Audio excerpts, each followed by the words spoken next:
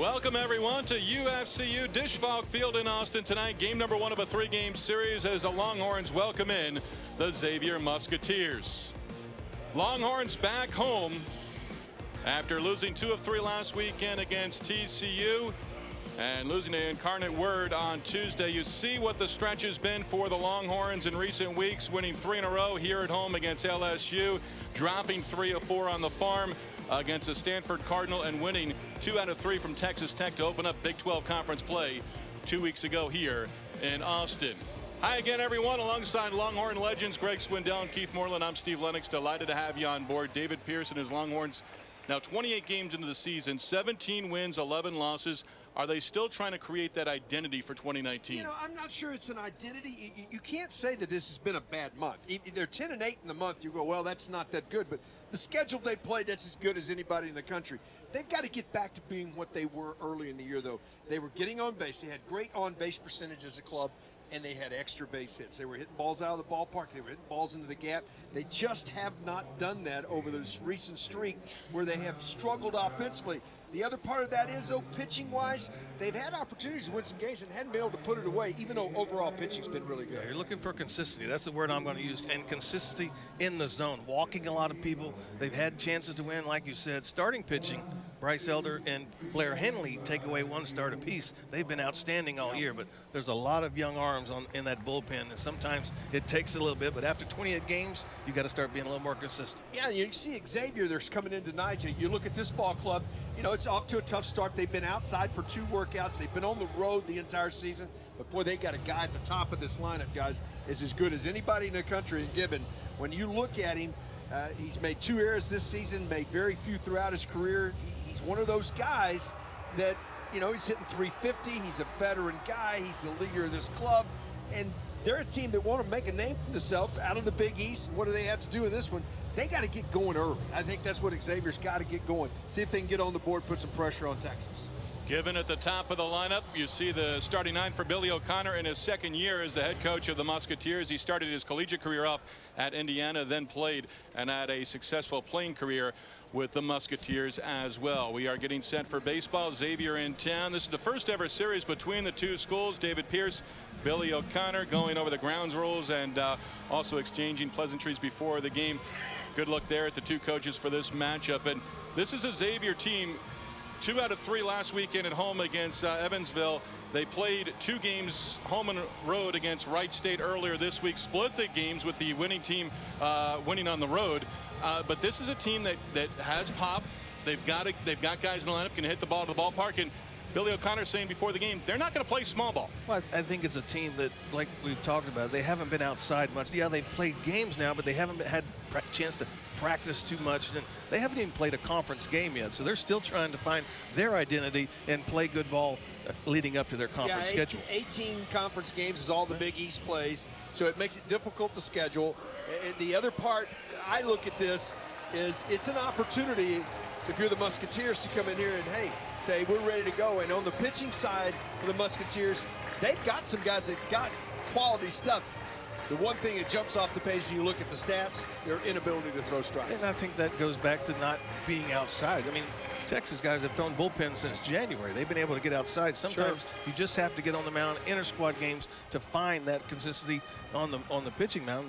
They've had to do it in game situations. Yeah, and this is a night where you got to pitch, you got to keep it down. Steve, this is a great day to hit. A lot of times you can't say that about this ballpark. Greg says I say it all the time, but this is a good day to hit right here in this part. Bryce Elder on the mound tonight. Team 4-2 in his 6 prior starts, and he was outstanding last Friday on the road to TCU. Left in the 9th inning with the lead. Yeah, I mean, the pitch count got up over 100. I think in hindsight, maybe leave him in, but you had a guy down there that was fresh. Canfield was fresh, so he came in the ball game. But that's what you want out of your starting pitching. Go deep in ball games, keep you in ball games, and Bryce Elder has done that most of the season. Yeah, he's been really good. He stays down. He's got a great mentality. You can see he wants the ball. He challenges people. He's not a guy that picks. I mean, here's my good sinker. See, if you hit it, you're going to hit it on the ground a lot of times. That's his MO. he was candid yesterday, met with the media before this series got underway Thursday along with Eric Kennedy, and said and didn't hold back at all, we should have won all 3 last weekend on the road. No doubt about it. I mean, you had the lead in all 3 ball games. I think as the season progresses, if he has a 2-0 lead again in the 9th inning, he's going to stay out there. He's your Friday guy. He's your bell cow. That's what you want. You want a complete game out of him. Yeah, and he wants to be out there. Yes. Chris Given stands in from the right side. First pitch swinging, goes down in the batter's box, and down in the count, 0-1 appears to be all right. Well, he's not all right. It's a warm night. It doesn't feel good, but watch this ball come right down, right on top of the foot. I will guarantee you there's an ice bag on that at the end of the night tonight, and that's the first pitch of the series. No protection on that. Usually you see him have the pad down there. He will the next time up. Enters on a 4-game hit streak. Second pitch that he sees. Hibbler throws out his counterpart at first base. 1 down. That's how the game gets underway tonight. Given retired. Mason Hibbler again getting the start at shortstop. Longhorns 36 errors on the season, but they've really cleaned it up. 8 in that Stanford series, but just 4 in the last 9 games. Yeah, they're looking more like what this team's supposed to look like, especially playing in this ballpark. You're going to get a true hop on a regular basis. This is a team's going to feel somewhere around 975 at the end of the year. Jack Hausinger stands in. 5 doubles, 12 runs batted in on the season, and a .293 hitter. Xavier out of the Big East. Majority of their schedule has been on the road, and like Texas, Billy O'Connor has not shied away from strong opposing teams. They've been on the road. Grand Canyon, Arizona State, Kentucky, Louisville early on. It helps your ball club. No doubt. You're not going to win them all. Yeah, you want to, but if you play tough competition, tough schedules leading into your conference schedule, it just prepares you. Hibbler a couple of steps to his left, around the bag at second, throws on to first base. And Billy O'Connor said that earlier the week in conversation. You know, we can go out and beat up on teams too. We can put up big stats early on, but it's not going to help us. We want to come to places like Texas and play. Well, you're going to take on St. John's, and over the last decade, St. John's has been the dominant force in the Big East. And, you know, if you want to step up to that category, because St. John's is the only one that's gotten a bid outside of winning the championship from the Big East. Connor Garamis, designated hitter. We'll see him get the game start in the finale on Sunday. 31 hits on the season, 4 home runs, 12 runs batted in. And the count evens out at a ball and a strike. I know he's a good hitter, but I'm excited about the game Sunday. That scouting report says he's 95 to 100 off the mound. Pitched on the Cape last summer. At the knees for a strike. Elder gets ahead with a fastball, and the count in his favor, a ball and 2 strikes. Yeah, you're not going to hit that 90+ right there coming back to the outside corner with that sink. First 2 hitters, ground balls to short, getting the ball down early. Good sign for Bryce Elder. And he gets the ball and gets right back on the mound. He's ready to go. He knows what he wants to throw, just has to wait for the sign. Picks up the strikeout and works a 1-2-3 first inning. No scores. We go to the bottom of the first. Third-year head coach David Pierce writes out the lineup card like this tonight for the series opener against the Musketeers. You know, it's interesting. You look down at the bottom. You're trying to get some more speed in the lineup. Cam Fields is in there down at the bottom line. Only his 3rd start this year, but I'd like to get him going. But for me, you look at that lineup. Fields is going to be important getting in there, but they got to find a way to start setting the table again, and that means taking advantage of the base on balls. Yeah, Duke Ellis is really good at that. As he's gone away from it, I think to him he's getting antsy, you know, wanting to get on base, trying too hard to get on base. But he's going to try tonight against Damian Richard, the graduate student, right there. Fastball, slider, changeup. No free passes, guys. This Xavier team has issued a lot of walks on the season, and with that comes controlling the running game. Texas should try to press the issue and get things going in this ball game. He looks the part. 6'6", big right-hander. Making his 8th appearance overall, first in a starting role, so you would expect 3, 4, possibly 5 innings if he can get through the lineup early on and not build up that pitch count. Duke Ellis stands in from the left side and takes a first pitch strike from Damian Richard. Duke had a mini 4-game hit streak come to an end, going 0 for 3 on Tuesday on the road in San Antonio against Incarnate World. First baseman Workington to the pitcher, covering just in time to get Ellis. And Ellis kept off the base pass. Workington with a little smile and a smirk, and Duke Ellis saying it was awfully close. He's pointing at it. Ellis thinks he's in there. Did he get the bag? Boy, that is awful close right there. It's close. I thought, as an umpire, you're looking at the shoe color right here. You see that blue shoe hit? If he touched the bag, looked like he might have hit off the inside of the bag, and I think the umpires are going to get together on this one. Jerry Johnson, the home plate umpire for the series opener. Roger Claycomb had the call at first base. Will Thornwell and Darren Stiers. The question was, did he just slide his right foot down the side of the bag right there? It's hard to tell. The blue shoe obviously beat him. Yes. The question is, did he touch the base? Did he get the bag? See his eyes looking at it. So they'll go take a look at it. Early in the game, get a review. But then, you know, it's important, I think, for Xavier right here. I think this is a big call early in the game because Texas would like to get something going offensively early in this game.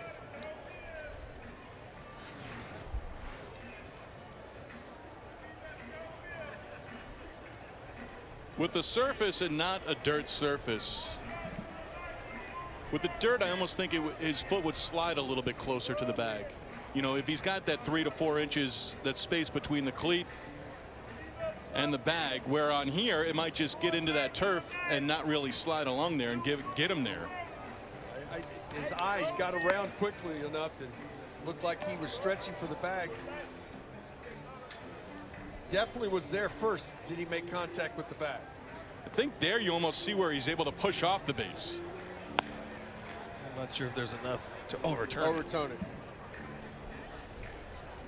So as he comes off there, it almost looked as if he was able to push off. And they do go 3-1 on Ellis to open up the home first inning.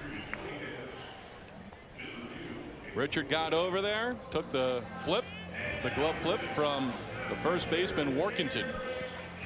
And he does keep Ellis off the bases, exactly what you want to do if you're Billy O'Connor and the Musketeers. Here's Eric Kennedy, Big 12 Player of the Week, announced earlier this week. 2 4-hit performances last weekend against TCU. Batting average well above 300 now at 311. Brother Nick about to wrap up spring training on the minor league side for the Rockies towards second base. Altenberger, his first opportunity. Kennedy hustling down the line, retired, and it's 2 up and 2 down. Mirror image, ground ball outs for the 2 starters. You can see the sink from Richard as well. Ball getting just off the barrel of the bats. Results are ground balls. Kennedy back to the first base dugout. Austin Todd will stand in. Austin, team leader with 26 runs batted in. He's got 29 hits so far in the season. Fastball up from Damian Richard. David Pierce said yesterday, and he's moved guys around in the lineup recently, but Ellis, Kennedy, Todd, that's where he is most confident with those top 3. Shortstop Given takes care of Todd, and the Longhorns go 1-2-3. We go to the second, no score. The comfortable night here in Austin. Game 1, 3-game series. Xavier in town taking on the Longhorns. Game 2, 5:30 Central on Saturday. Noon start for the finale on Sunday. Aubrey Major first pitch swinging, and down in the count 0-1. Major 20 hits on the season. 11 extra base hits. Recently out of the lineup with a hamstring issue. Back in there against Wright State earlier this week. Went 0 for 4 on Wednesday. Guy's got good power to all directions. Big East freshman of the year. Last year as a two-way player. And they miss his innings on the mound this year. Started feeling his shoulder bark last summer on the Cape, then went into the fall season. and also had it, and they shut him down and tried to get him going early on in 2019. Just didn't have it, and bat important to have in the middle of that lineup, and they're going to try getting him going as a pitcher again next fall. Elder worked a 1-2-3 first with a couple of ground outs and a strikeout. Bryce Elder making his 7th start on the season. Last year 22 total appearances, just 1 start. That was against Oklahoma. Sharply hit towards second. Lance Ford tosses on to first base. Major retired. We've got our share of ground ball outs between the 2 starters so far. When you have that type of pitch, even with a 3-2 count, it's always going to have movement on it. Always going to result in something. Right now, 7 batters in this ball game, 6 have been ground balls and 1 strikeout. You throw it at the thigh, it's going on the ground. If you get it, the only way it's going in the air is you throw that fast. Even though it has some sink, that one there goes in the air. Other than that, but if it starts out at the thigh, it's going down. It's going to be hit on the ground. Ryan Altenberger, 2 home runs on the season. He's knocked in 12. McCann sets up the target behind the plate. Bryce Elder falls behind 2-0.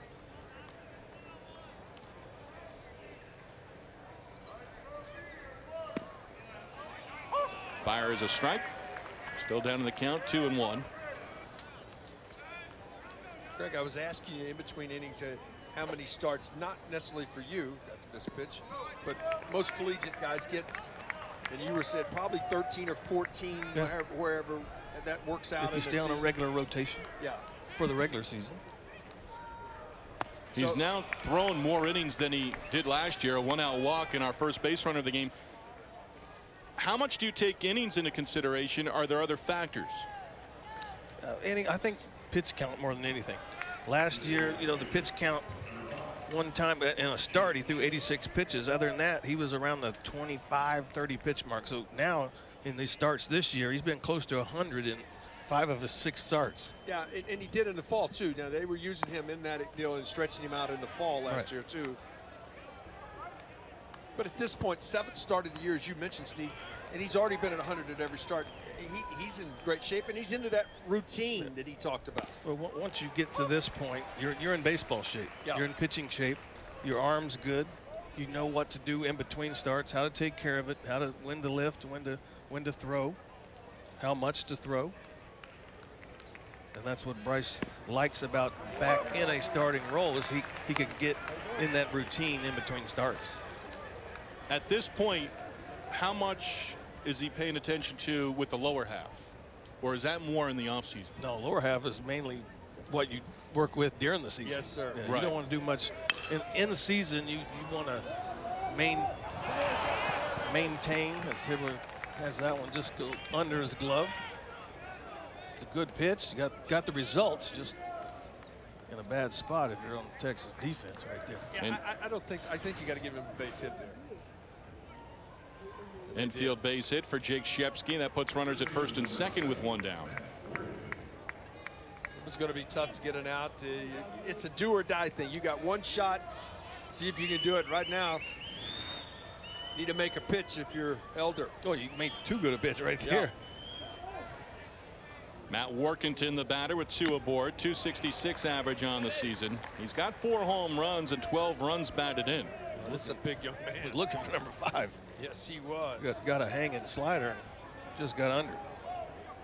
Xavier as a team, 22 home runs. Last year's 68. At 68 led the Big East and was 21st nationally.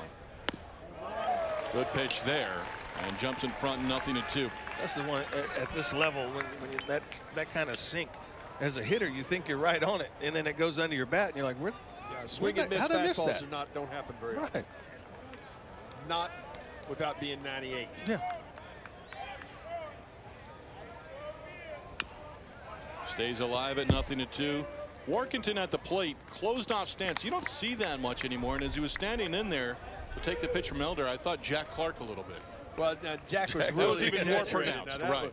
That was real pronounced, but a lot of people, when they get that closed, have a tendency to open their front side first.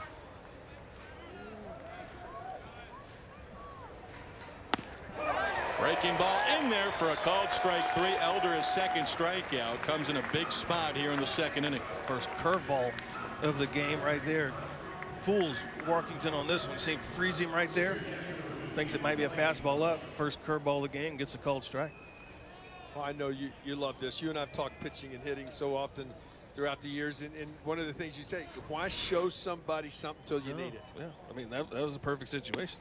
You see the swing now, it's just not a very good swing. It had a little cutter on the outside part of the plate. But now you've shown, all right, I can get my changeup over, I can get my curveball over, I can get my slider, my cutter, and fastball. It's a lot that goes through a hitter's mind. Natalie Monastra, the backstop for the Xavier Musketeers here in game 1. Because if you're a young hitter, you're watching what that guy's doing. All right, he's using this, he's using that. And all of a sudden you get in there and you got 2 strikes and he drops Uncle Charlie on you. You know, where did that come from? He didn't throw that to him. A ball and 2 strikes, a walk and an infield base hit. Workington struck out. Elder trying to wiggle out of trouble here in the 2nd inning after working a 1-2-3 first.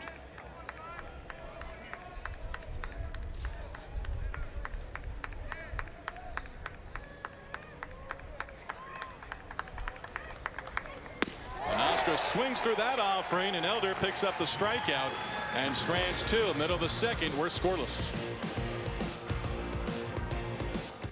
There, probably has to be Bregman. Grew up watching him at LSU, and then got to like my hometown team, the Astros, and got them to a World Series title. Now, I guess I would have to lean toward Trevor Bauer.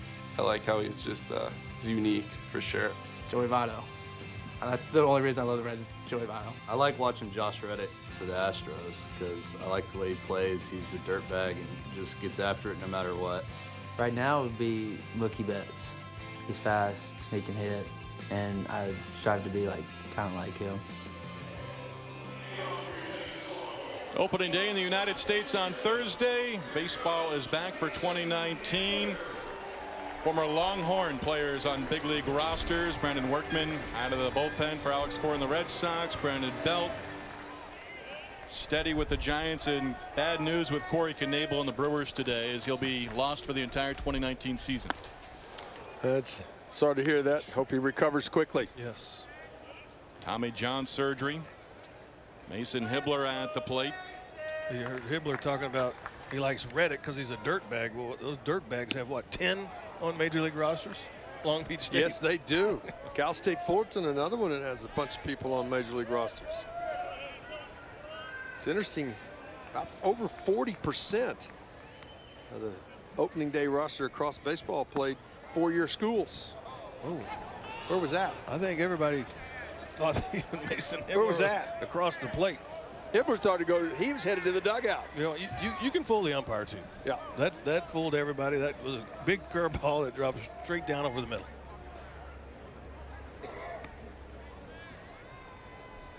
The 1-2 went with the off speed, misses, and the count evens at 2-2. Mason Hibbler currently 1 hit in his last 17 at bats. Eric Kennedy, Bryce Elder both talked about his at bat against Incarnate Word on Tuesday night, and hit it on the head of the bat. That's an awful big ballpark. Wind was blowing out of the east and just kept it in the ballpark. The dimensions don't show. No, but dimensions says it's small, but it plays very big. Nelson Wolff Stadium, it has predominantly a wind that blows over the scoreboard in right center. On Tuesday night, the wind was out of the east. Fishing's not very good. Fish then. not biting. They're not biting, but ball wasn't carrying to left either. Hibbler lines one to left field. Major will hold up, and Hibbler aboard with a leadoff base hit to open up the 2nd inning. Well, he thought he was out on strikes. Richard thought he had a strikeout, and Hibbler aboard with the hit, is 19th on the year. Texas with a break on the no call, and a big swing right here jammed him. Major out there not getting a good jump on that one coming in. Didn't read it very well. You can tell he's upset at himself. That was a ball he probably should have caught. Mason at first base. Here's Lance Ford. And Ford takes upstairs. Ball 1. 14 hits on the season. He had a double. He was the tying run. Yeah, got a ball just inside the line. Major and left right there trying to get to that last one. You got to take advantage of the little things that you get. Well, I'm wondering, Sun's not out right now. I wonder if he just didn't really see it very well with the shades on. Didn't get that first movement.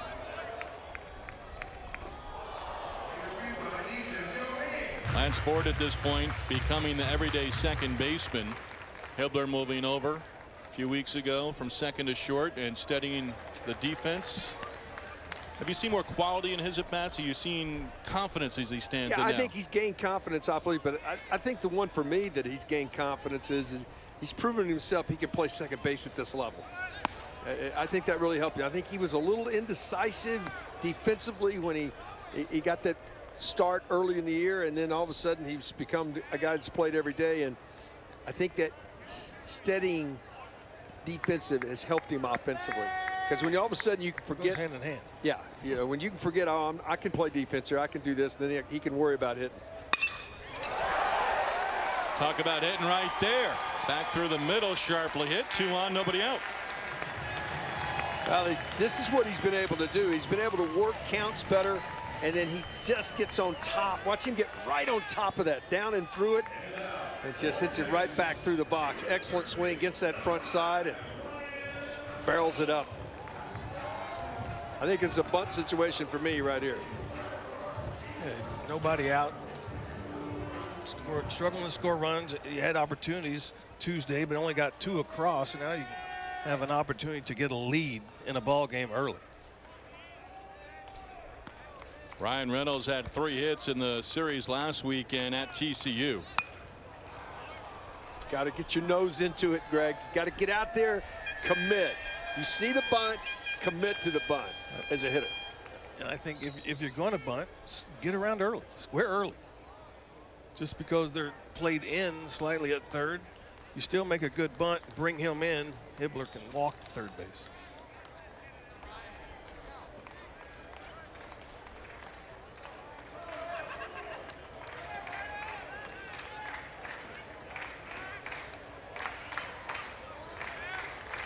Hibbler led off with a single to left, moved to second on a base hit to center off the bat of Lance Ford.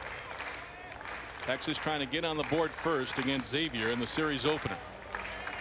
Damian Richard slowing things down with runners on base. Opposite way, past the diving shortstop Given. Hibbler around third. The throw comes in, it's caught off. Hibbler slides in safely. Reynolds the RBI base hit, and the Longhorns on the board first. Took the bunt off right there. A lot of times when teams may be expecting the bunt, will throw the fastball. He got one and did a good job with it. He did do a good job of staying inside of it, and when Ryan swung the bat well, he's used left field as a left-handed hitter. That's a nice job. I mean, he didn't commit to bunting, but got a fastball in the right count and got the job done, and Texas has got the lead. Tate Shaw, 11 hits on the season, 4 extra base hits, including a home run. Might see another bunt right here, or an attempt to bunt. I concur. Takes a breaking ball down low. Well, the other part of that, Tate's got excellent speed. He gets this ball down on the ground, he's got a chance to beat it out. We've seen it happen a lot.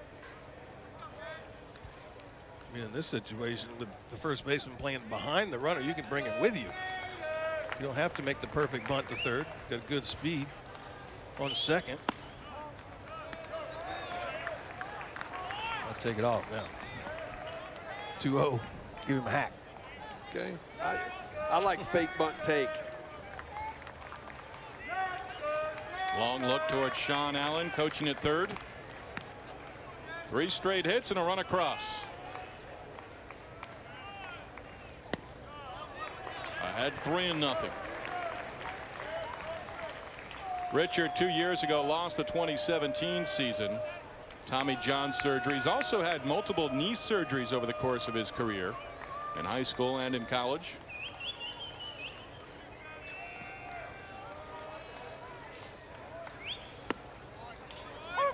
At the knees for a strike. Now, this is why I might turn him loose as a hitter.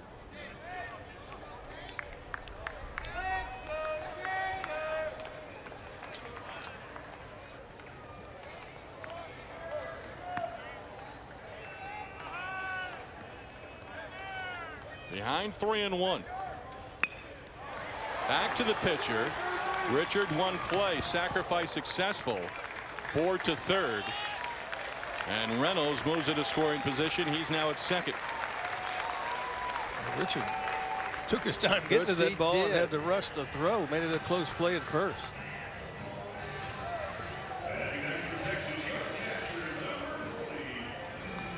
Got to give credit to Tate, hustling down the line there. You could be celebrating, saying, "Oh, I got the job done." Instead, he was trying to get a knock. Michael McCann was second and third and one down, trying to add to a 1-0 lead. Starts him off with a strike.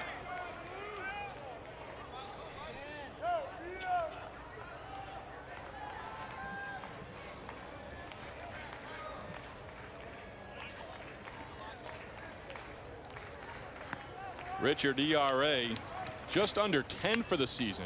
That one hit foul behind the plate.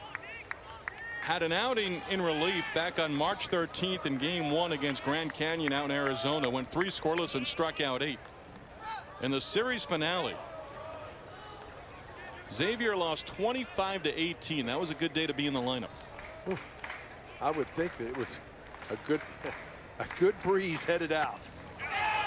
Picks up the strikeout, foul tip into the glove of the catcher, Monastra. And that is the second out. First strikeout for Richard. 3 straight curveballs to Michael McCann. That one right there, just trying to protect, trying to keep that bat alive. And here's Cameron Fields, 2 hits and 9 at-bats so far in the season. So we had 1 good performance against Grand Canyon with the 3 scoreless I mentioned. But in that 25-18 loss, he gave up 6 earned runs without registering an out. Gave up 3 hits and 3 walks. All 6 base runners ended up scoring. Cameron Fields trying to deliver 2 runners with 2 outs here in the second. Texas up 1-0. It's 5 consecutive breaking balls. You start to get a feel for it. Got the release point. That one right there was close. You still got to use your other stuff, but if you got the feel, getting the results, went back to it. 6. I got to tell you, as a hitter right here, I'm disallowing it. He's not going to throw 7. No, not 7. He's overthrown the last 2, so now he's got to get back in there, look for the fastball.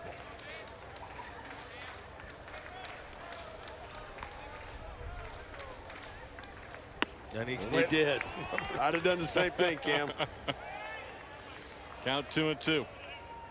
Well, if you have the hitter, all right, that's 8 in a row, right? That's like going to the mound. If you can paint a fastball right here, you got him. But the old saying, if it ain't broke, don't fix it. Richard to Fields. In the dirt, gets away. Here comes a runner from third. Ford will score standing up, and it's 2-0 Texas. Well, that's a big break right there. Ball just skips away. Texas finds a way to get that guy at third. Quick story, though. We traded 1 year for Sparky Lyle to come over to the Phillies. Hadn't seen him, never caught him in the game. He came in the game the day we traded for him. I walk out to the mound, 1, 2, 3 and a wiggle, and he says, no, 3, because all I throw is slider. I don't throw fastballs. Well, then why give a sign? I said, so no sign? He said, that's fine. Wild pitch. Playing the runner. Here's a little dribbler towards short. Given, bare hand play, throws to first.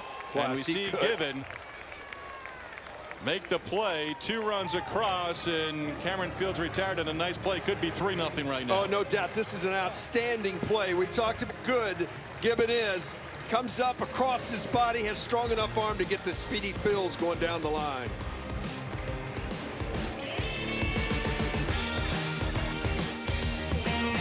Stand out from the crowd. Longhorns on top, 2-0 series opener against the Xavier Musketeers out of the Big East. And Bryce Elder takes a 2-0 lead to the mound. Left 2 runners on base in the last inning. 9-1-2 due up. Andrew Sexton trying to bunt his way on. 2 hits in his last 23 at bats. Big inning right here, Greg, in my opinion, for Elder. He's got a lead. He can, basically shut the door here right here and get his offense back in there going. He had 2 runners on last inning with 1 out. Yep. Made good pitches to get out that inning. But you're exactly right. With the lead, get this leadoff guy. Keep your pitch count down.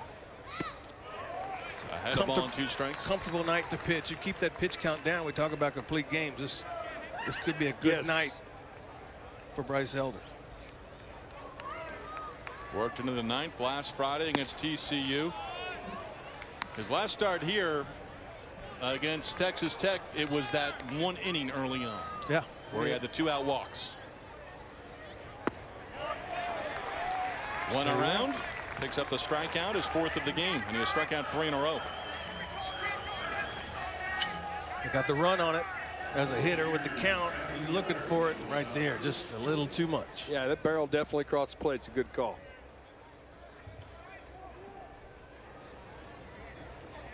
Sexton retired. Elder's retired the leadoff hitter in each of the first 3 innings. Here's Chris Given, the shortstop, who made a terrific play, saving a run, getting the 3rd out on a dribbler past the mound off the bat of Cameron Fields to end the bottom of the 2nd. That opened up your eyes. Goes up there with no batting gloves on. No batting gloves. He didn't protect that front foot either. Sharply hit, but right at the shortstop, Hibbler. And Given retired, 6-3 for the 2nd out. And he's back to the dugout on a 6-3 put out for the 2nd time in the ballgame. 4 ground ball outs for Bryce Elder. Well, in 7 starts for Elder, the one thing that is the constant when he gets things going, Greg, for me, is his rhythm. He really gets into that, get the ball and go, get into the rhythm.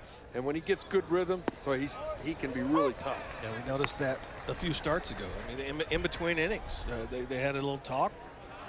Him and Phil Haig, David Pierce, and when you're right, when the rhythm is there, you don't need to waste time.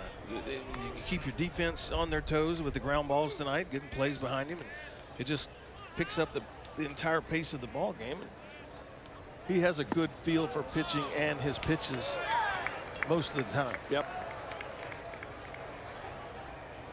Jack Hausinger grounded out to short in his first at bat.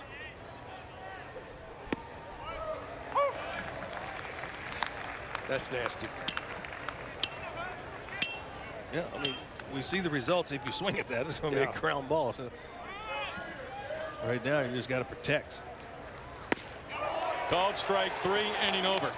5th strikeout for Bryce Elder. We'll talk with Billy O'Connor, head coach of the Musketeers, when we come back. 2-0 ball game as we go to the bottom of the 3rd inning. We take this opportunity to go down into the Xavier dugout and visit with head coach, 2nd-year head coach Billy O'Connor.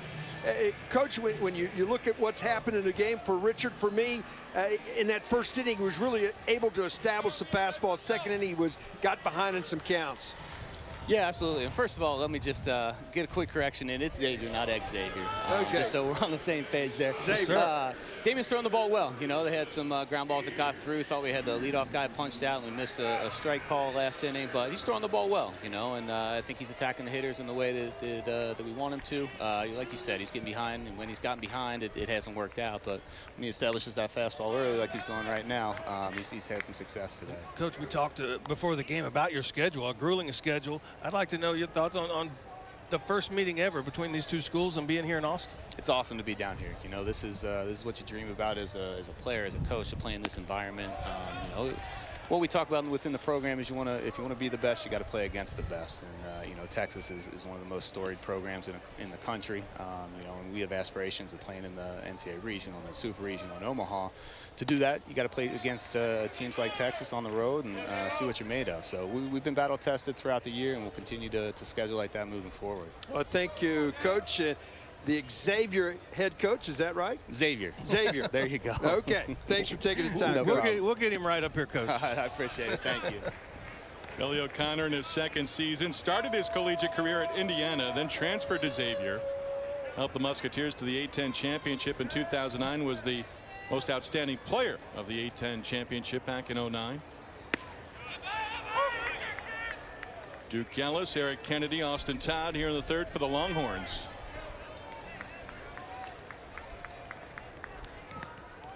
Assistant coach before taking over last year. You see the numbers during his senior year. 333, that's impressive at any level. It is. There's no doubt about it. You just look at a guy that's trying to get things turned in the right direction in a conference. You only have 18 conference games. It's been a one bid league, so you're trying to put yourself in position to compete when you get to the conference tournament. Workington takes care of Ellis, who is 0 for 2. One down here in the home third inning. Took over for Scott Coogan's, who left Xavier and went across the way to Cincinnati. Billy O'Connor is a Cincinnati native. I'll tell you what, you look at numbers, and that's all we know until we see teams come in here and play. And Damian Richard comes in with like, what, a 9? Almost 10. Almost 10 ERA. You can tell what the difference is. It's command of the zone, and he's had better command tonight. He's given up just 3 hits, but hasn't walked a hitter. Eric Kennedy 0 for 1, grounded out to second, his first at bat. Xavier opened up the season and lost 3 in a row against North Carolina. Outscored 34-9 in those 3 games and stranded 31 base runners in the 3 games and issued 16 walks in losing the finale against the Tar Heels 14-3. Opposite way in foul. Did beat Louisville in 10 innings back in February. And then had a 3-game series sweep against Lipscomb. 39 games on the road this season. Wow. Given on to first base. 2 up, 2 down for the Longhorns here in the third against Damian Richard. This young man is so smooth. This ball was hit like a rocket at him. You see a little chuckle right there. Almost handcuffed him, Greg. Yeah, got to him quick. And it got there in a hurry. And then watch he's able. Ooh, I got it. I better get rid of it. Perfect throw. There's no panic. Even with a speedy Kennedy down the line, he's got that educated fade over there to first. Oh, he knows what he's doing. Austin Todd will try to get things going with 2 outs. Billy O'Connor said before the game, it's the Big East. Some of the fields we play on, they're not the best. It's a lot of grass fields with dirt in fields. They have grass and dirt they haven't been on. And outside all that much this year. I mean, you're from those parts, so a lot of the fields have probably been like cement up till the past month or so. Well, they've had snow on them for 4 months. A school that I covered during the winter for basketball, Quinnipiac in the New Haven, Connecticut area, Yale in New Haven, head coach John Stuper, former Cardinals pitcher, and UConn, all home this past week, all putting pictures on social media. Not a single field with green grass, all brown. Yeah, I can imagine. Hey, I can tell you, it's going to be in the 50s on Sunday. It's going to be cold down here. Todd skies one in the air, back a second. Sexton, the center fielder, coming in. The shortstop Given goes out. Given makes the catch. And a 1-2-3 third for Damian Richard. 2-0 Texas as we go to the 4th. Baseball's coming at you in a big way. That's huge. With MLB Extra Innings on DirecTV. Catch up to 90 out-of-market games a week, no matter where you live. That's every team, every player, every larger-than-life moment. Even watch up to 8 games at once on one channel. And with MLB.TV included, stream the season's biggest plays on any screen for the most big league action anywhere. Tune in to your free preview of MLB Extra Innings now through April 4th.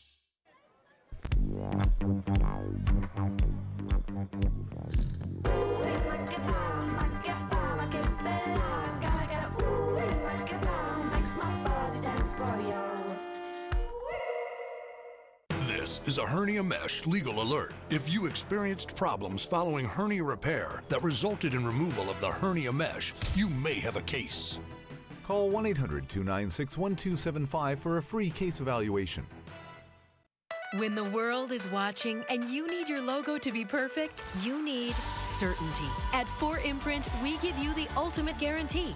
Because when something has your logo on it, it matters to you, your customers, your coworkers, and to us. Our wide selection always changes to keep up with the latest trends. But there is one thing we delivered that's timeless: certainty. Explore. Longhorns on top, 2-0 series opener against the Musketeers. Bryce Elder goes to work against Connor Grammis, who struck out to end the first inning. Grammis on a 6-game hit streak. One more and he'll match his season high hit safely in 7 in a row earlier this season. Elder right back to work, fires a strike, quickly ahead, 0-2. We start to get a ball around the plate as much as Bryce Elder. Now you can pick even further off the plate because it's got a good zone. You can expand the zone and get hitters to swing on balls in the dirt, away, in. because they're always in the defensive. No hitter likes to take a call third, so that means they start hacking. Squibber towards short. Hibbler, barehanded try, gets his man at first base. We are seeing a clinic by both shortstops early on here in game one. Well, that's a really nice play as well. Had to come barehanded, get and go in the same motion, on target. Really jammed him, Greg. Yeah, got in on him. And, you know, that play right there, both the shortstops set themselves up right there. They go down on the proper foot, and all in one motion. That's all they could do. Do or die right there. Good stretch at first by Tate Shaw. There's Aubrey Major to center field, and he delivers a base hit. Second base hit for Xavier in this ball game against Bryce Elder, and a one-out base runner for the Musketeers here in the fourth inning. Go up and get the first one. Drop the hit on that one. You have to against Bryce Elder. You don't want to fall behind from this guy when he's in command like he has been.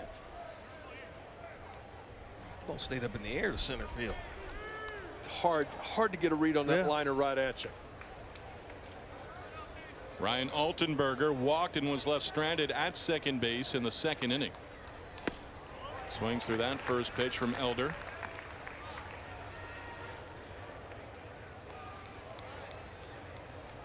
Altenberger has hit safely in 4 in a row and 6 of 7 entering the series opener here in Austin.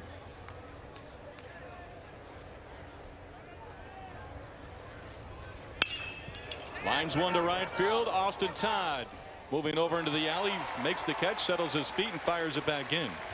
And that is out number 2. First one to get airborne right there off Bryce. Not a bad pitch in, but not as low as the others have been. But Altenberger did a good job of just getting ahead of the bat to it. Hit it good, but Austin Todd got a good jump. Jake Shepsky, 10-game hit streak earlier this season, stands in. Had an infield base hit in the second, and now 3 hits in his last 17 at bats. Major 1 stolen base on the season. Xavier 21 of 30 as a team in stolen base attempts.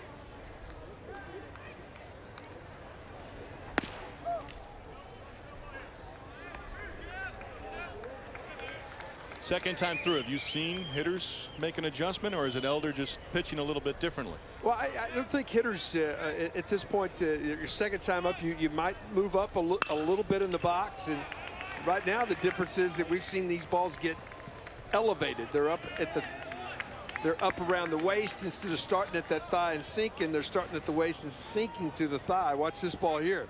Up, didn't sink, put a good swing on it. And Shepsky now 2 for 2 with a pair of singles. Major now in scoring position. And Matt Workington, who struck out looking in the second, will stand in.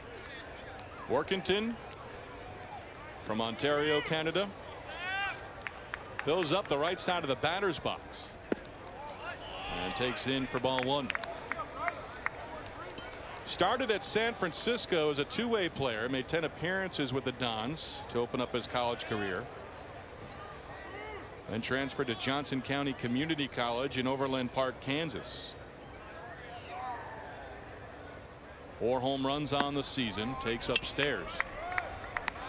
You make a mistake up tonight, it'll go. The wind has continued to blow straight out to dead left field right now. It's a big young man. He gets a hold of it. He ain't gonna have any problem getting it out of here. Listed at 6'6", 250. 3-0 off the glove. The throw down to third base. Out at third is Major as Reynolds applies the tag. McCann throws out the base runner, and the inning is over as Xavier runs into the final out at third base. And not a good jump. Indecisive at second base. Michael McCann jumps on it quick, and a good tag by Reynolds.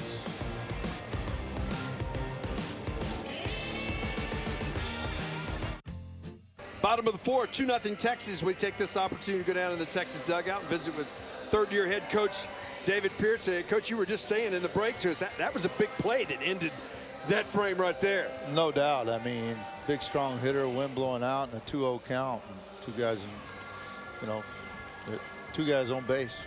Boy, that was huge. Yeah, Coach. Thank you.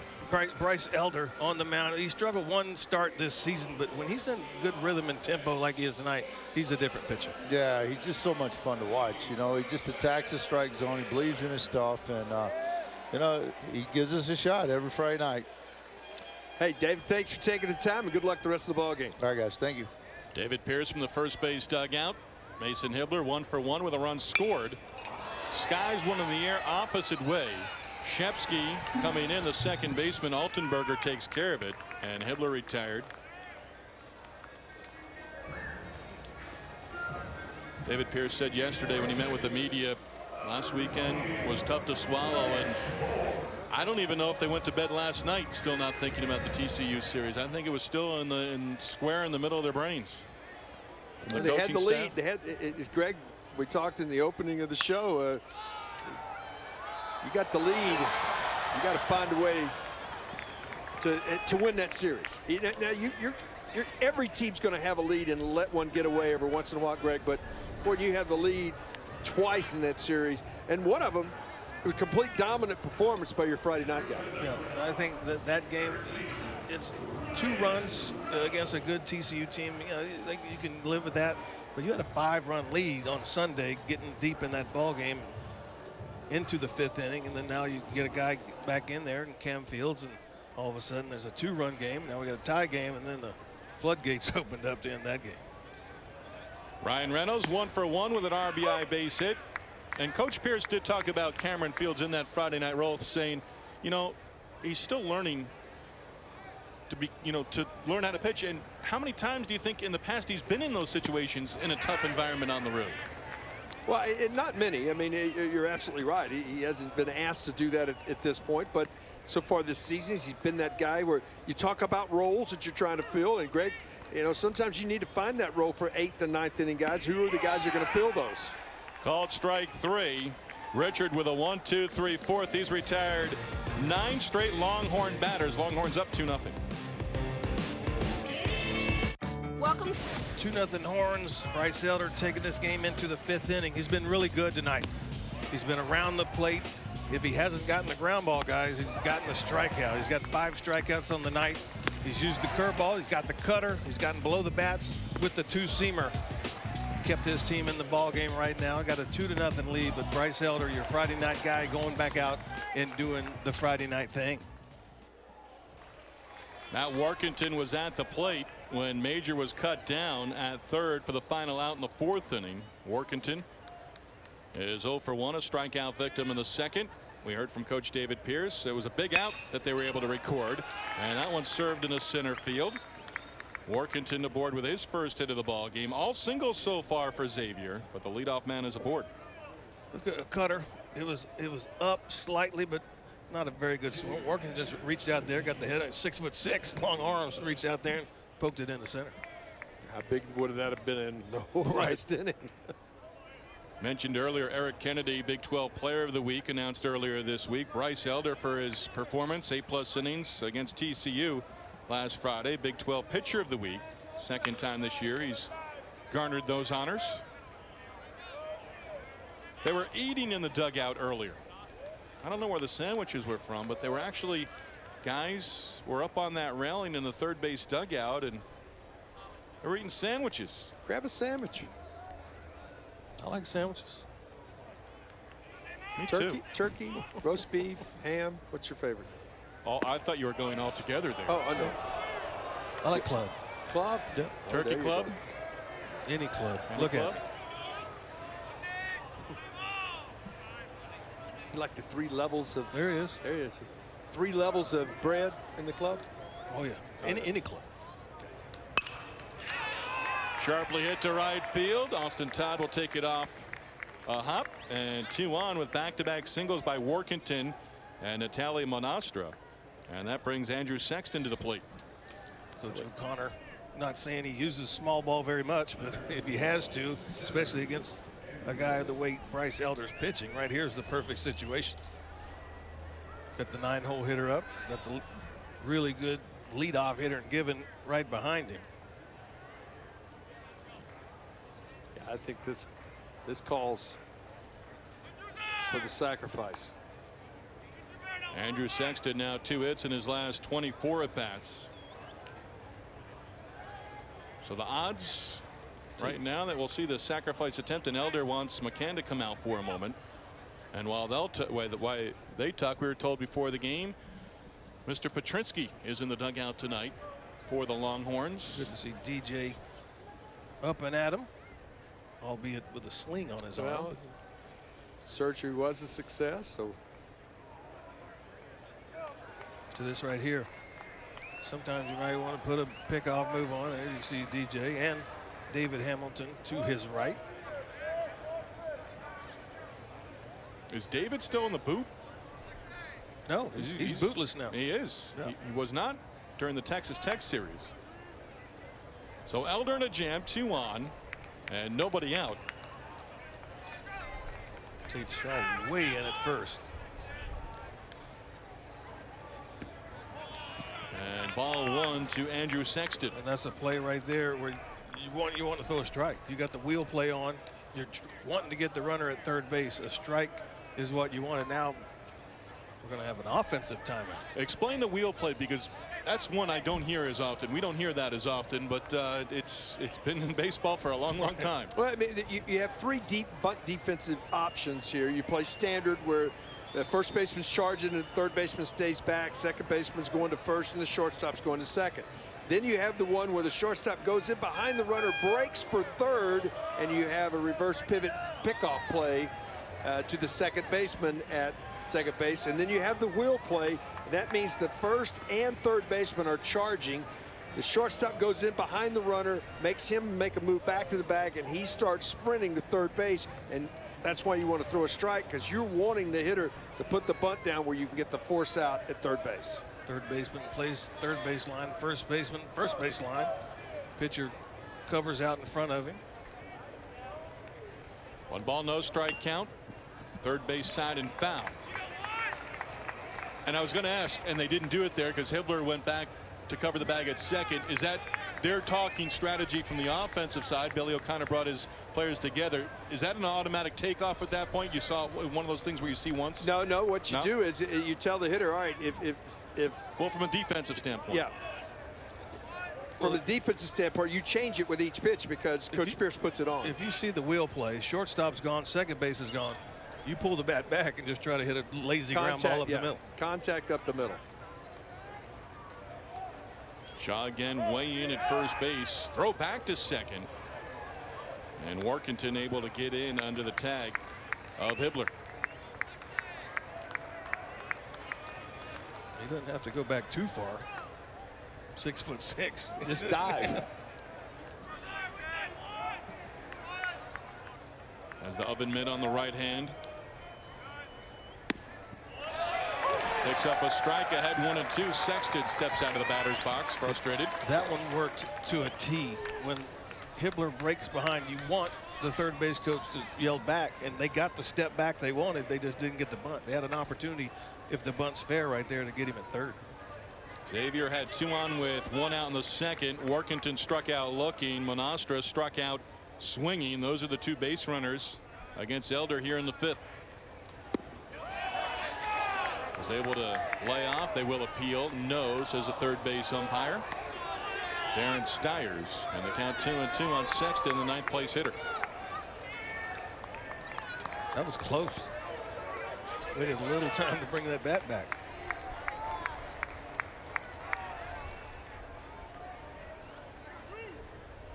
Elder with a 2-0 lead to work with here in the 5th. Bunt out in front of the plate. McCann will go to third. Reynolds gets back to the bag, and they get the out on the lead runner, Workington.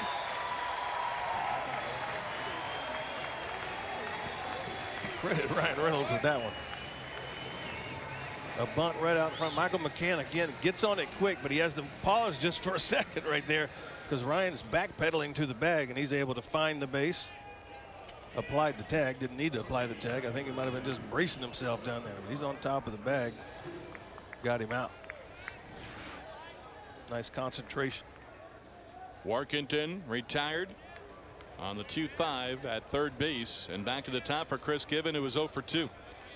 He was grounded out twice to short. Elder could use a ground ball, had an infielder right here, try to get out of this jam. Got the all-important first out.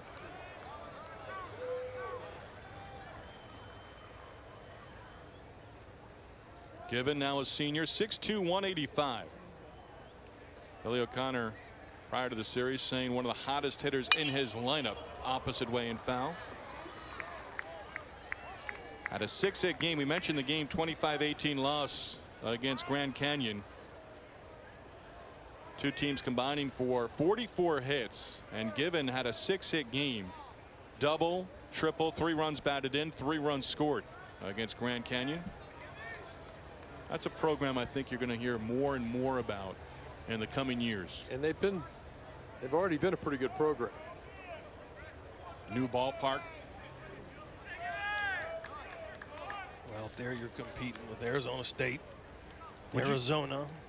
But Andy Stankiewicz, he's from those parts out there, so he's getting it going over there. Towards third and foul. Could you make the comparison, Grand Canyon with those Arizona schools, to maybe Dallas Baptist in the state of Texas with the big time programs and competing for in-state talent? I guess would there be another one? I think there's a lot more teams in Texas that you have to compete with. Jam shot towards short. Reynolds in front of Hibbler takes care of it. Given retired, and that's a big second out for Bryce Elder. She's really bear down here. Not out of the woods yet. But Given retired. Runner stayed first and second. That's a big out for Elder at this point.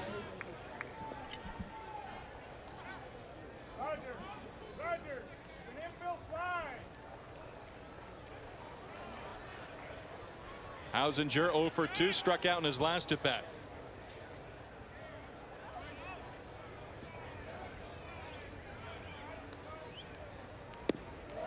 Swing and a miss, down in the count, 0-1.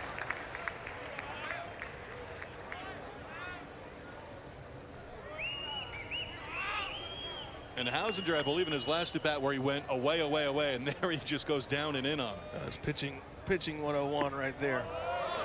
Got him looking with the 1-away, and starts the next at bat as a hitter. You're thinking away and drops the cutter on your back leg.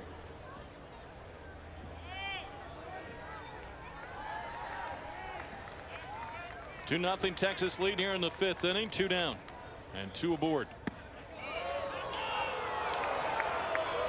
Didn't get the call at the top of the zone there.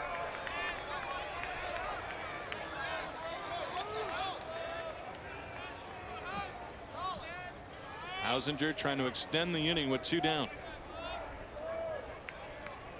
Dangerous hitter and Connor Gramus on deck.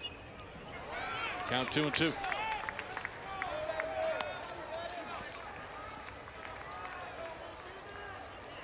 can go with a changeup here. The one that looks like the sinker, getting away from him or busting back in with that cutter.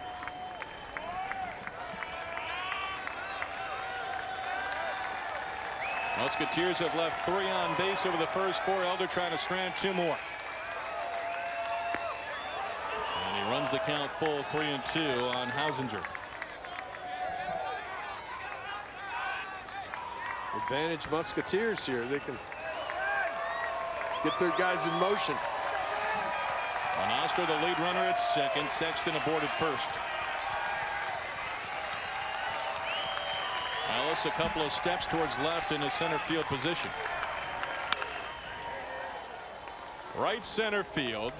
Ellis drifting over into the alley, makes a catch. Sad retired. Musketeers strand 2. We've gone halfway. Texas 2, Xavier 0. Longhorns coming to the plate here in the 5th inning, up 2-0. Some guys you're familiar with. Same for our producer Drew Irvin. There they are, enjoying a little off time at the ballpark. Walking across the street. Off time here at the ballpark. Texas relays. Yep. We've had some long days, including tomorrow. Some interesting things watching that. There's some fast people on this planet. Good way to put it. You're not looking one to your left, by the way. Oh, no, dude, I couldn't run out of sight in a week. Longest outing of the season for Damian Richard. Is there ever a boring week down here in Austin? No, it's just always something It's going always on. more than something. When in doubt, put fest at the end of it. That's exactly right. Tate Shaw, Michael McCann, Cameron Fields, 7-8-9 due up against Damian Richard, who's retired 9 in a row. And he's now working into the 5th inning in his first start of 2019. Starter last year. He was their Friday night guy in 2018. Made 12 starts total. Ripped and foul over the concourse on the first base side. And past the patio club. Go find it. It went over the wall into the construction area. A lot of do not enter signs. Richard on the comebacker, underhand toss, one away. Well, Shaw off the bat. That one looked like it was destined for center field. Used this full frame, almost got it behind him. Went up top, takes a few steps, and gives a little flip. Has now retired 10 in a row. Michael McCann 0 for 1, struck out in the second. So is the speech ready now? I asked 2 weeks ago, and you were. It's ready. ready. It's ready. It's ready. It's ready to be delivered tomorrow night. I've talked to myself plenty of times. There you go. I even cry when I talk to myself. There you go. I get emotional when I talk in front of people, except not on camera right now. But yep, it's there. Greg tomorrow night in Waco will be inducted into the Texas Sports Hall of Fame class of 2019. And when we met, when I was here for the alumni game back in February, this one is extra special. I mean, it's the state of Texas. I mean, I was born and raised here, so it's that's what makes it extra special, because we're proud. We're proud of where we're from. And, yeah, I'm fortunate. I played in had a lot of good coaching growing up. Played with a lot of good teammates. So it wasn't just me that's going into this Hall of Fame. I have a lot of people to thank.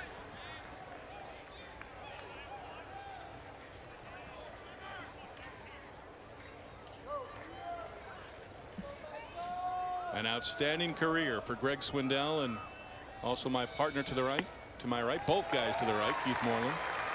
And a one-out walk. McCann, a base runner for the Longhorns here in the 5th inning. And that is the first walk issued by Damian Richard. Those are some pretty good numbers, partner. Well, I talk about it at any level. I stayed healthy for most part of my career. Yeah, a couple tendonitis here and there, but for the most part, you stay healthy. You play the game you love, and you the same way. You stayed healthy. Yep. For the most part. Cameron Fields at the plate. Doing my homework, reading up, and just over the course of your career here at Texas, over 3 years, and even later in your big league career, going to the bullpen and then pitching, 2 days in a row, 3 times in a 4 or 5 day period. There's no magic formula for pitchers, as Fields skies one in the air to center field, but what worked? What for you kept you, for the most part, healthy, high school, college, and during your pro days? Mechanics. I had good mechanics, and I wasn't afraid to challenge hitters. I threw strikes.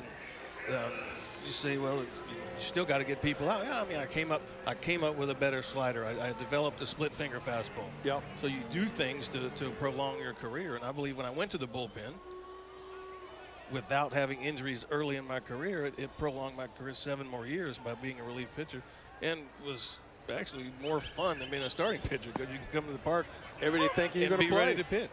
And then I signed with Arizona, and they signed Kurt Schilling and Randy Johnson, and now my relieving days are over.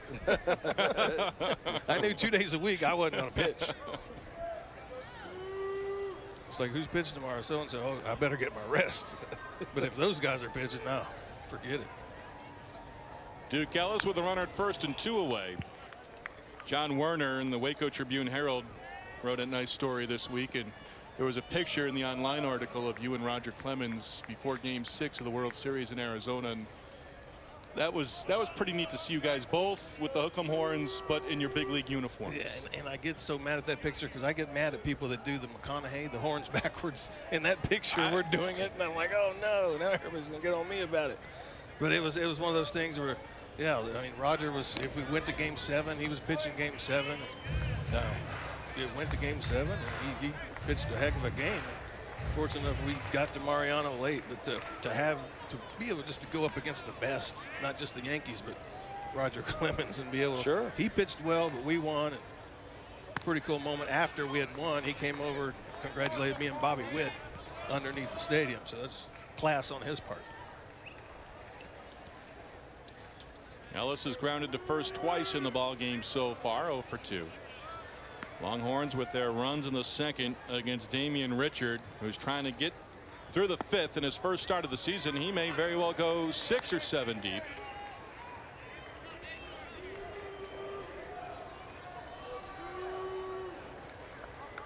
Musketeers projected to finish 4th in the Big East, and their first conference series comes next weekend against Georgetown. St. John's, Creighton, Seton Hall. Opposite way in foul. Each pitch, each out, he sets a season high for Richard. At 68 now, has less pitches than Bryce Elder. Yep. The X on the catching mask of Monastra. You do not want to throw that to that target. Not to that target. I got the X on the stockings. Full count, 3-2 on Duke Ellis. They even have the cool jewels on the bases tonight. One that says "Welcome to T" with the Texas T, and that X for the Xavier X. Welcome to Texas. Pretty cool little gig right there.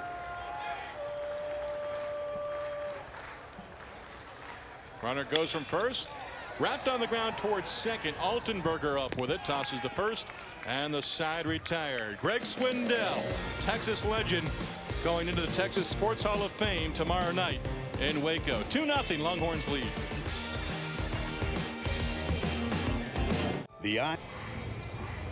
Friday night in Austin, down on 6th Street. When was the last time you were down there? I couldn't tell you. I thought you might go in that direction. No, I think it's like the Vegas Strip. If you live there, you're not going to go down there too often. So I will go, but there's other parts not of downtown. too often. Right. Help me with this one. As Connor Grammis 0 for 2 stands in, 6-game hit streak coming into the series. Get into Austin, no problem on the flights yesterday. Got in just before 11 a.m. Central Time. Love the phone now where I can get to anywhere where I want. No, tell me where to go. So I put Taco Shack in, figuring, okay, I'm going to go have lunch first time. Taco Shack? Taco Shack, right? I like tacos. They brought me to the middle of the city location. You wanted to go to the original? I need to go somewhere I can park a car without, coming back with a ticket. Not or downtown Austin, you're right. Paying more for your parking than you did your meal. Sharply hit the center field. Duke Ellis has a beat on it. Grammis hit it hard. Nothing to show for it. 1 down. So where's the locale I'm supposed to hit? Well, there's Been there a while. You could get up on Spicewood Springs. There's one up there in that direction. All right. So I did a lot of driving inside the city. You're going to do that around Austin anyway, or sitting. I had a lot of fun. It was enjoyable seeing the different. You didn't get out to the west side with the Dell match play going on, I can tell you. No, I did not. No, I was. You weren't going anywhere fast. I was going east, west, north, south. Aubrey Major 1 for 2 with a single.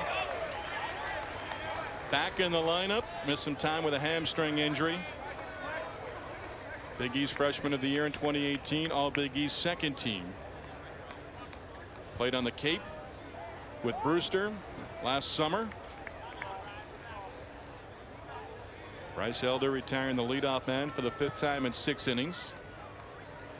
Working with a 2-0 lead. Game 2 tomorrow, 5:30 Central on the Longhorn Network. Blair Henley will get the start. I know scouts are loving the body on this young man in the box right here. Big, strong, has room to grow. Out on strikes, 2 outs here in the visiting 6th inning.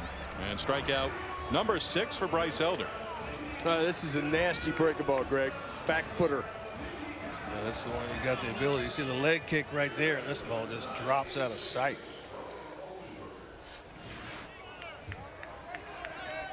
Ryan Altenberger is 0 for 1 with a walk. Sharply hit, pass Reynolds at third, and a 2-out base runner for the Musketeers. Hit number 6 for Xavier. Again, and Jake Shepsky, 2 hits, will stand in. Jumping on that first one. Nice. Come to the plate, barrel it up.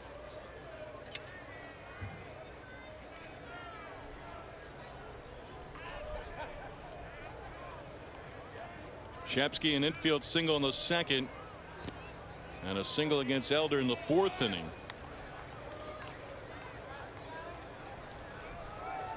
Pitch count.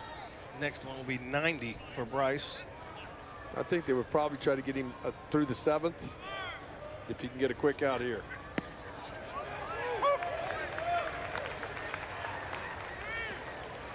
$102 starts ago against Tech, 108 against TCU. Has not run that many deep counts. Has just the 1 walk, 6 strikeouts. Sharply hit. Ford will go the short way. They get the force out on Altenberger. Side retired. No runs, a hit. 5.5 in the books. 2-0 Texas.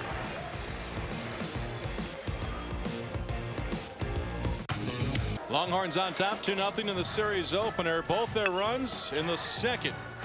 Hibbler led off with a hit. Ford chased him to second with a single to center field. Ryan Reynolds came to the plate. Was up there in a bunt situation. They took it off. RBI base hit, scoring Hibbler with the game's first run. Then later in the inning with Cameron Fields at the plate, wild pitch scoring Lance Ford from third base. And that's where we're at. 2-0 Texas. Bottom half of the 6th inning. Steve Lennox, Keith Moreland, Greg Swindell. Eric Kennedy right back to Richard. Underhand flip. We've seen that before. Did it to the leadoff hitter Sean the last inning. He's now retired 13 of 14. It's a reaction play, just happens to be right there in your glove. You see the smile? See that smile? I didn't know it was going to hit my glove, and it did. Well, you react, you put your glove there. Sometimes the ball finds you. Well, if he's going to be their Friday night starter in the Big East and pitch like this, they're going to have success. They're throwing the ball really well tonight. Austin Todd 0 for 2 is grounded out to short and popped up to short. Austin 29 hits on the season. Team leader in runs batted in. A lot of RBIs early on in the year, February and early March.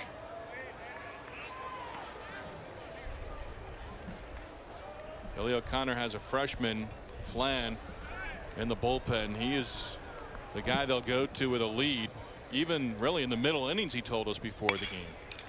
Towards shortstop, Given, backhanded play, gets rid of it in a hurry, 2 down. And we've seen him make every play you could think of that you'd want to see from a scouting perspective. He's made it, and made it cleanly. Goes to his left, he's make the play. He's charged and made a play, and then he made this look easy. That's not an easy play. Backhand in the hole, in the six hole, and come up, get an out to get a guy that can run, and Todd going down the line. That's a guy that understands his position. He knows his arm, and he's got quick feet and gets a good, clean grip on the ball almost every time. Mason Hibbler 1 for 2 with a single and a run scored. 2 errors all of last year for Chris Given at shortstop, just 1 this season. Longhorns have activity, Craig, in their bullpen right now. Colby Kubicek throwing with a purpose. I think it's just to get loose right now. To left field, Major. That one hung up long enough for him to make the catch to retire Hibbler. And the Longhorns go in order here in the 6th inning. Richard is now retired 15 of 16. On to the 7th we go. Texas leading 2-0. Major helping his pitcher. Stretch out and get him, big man.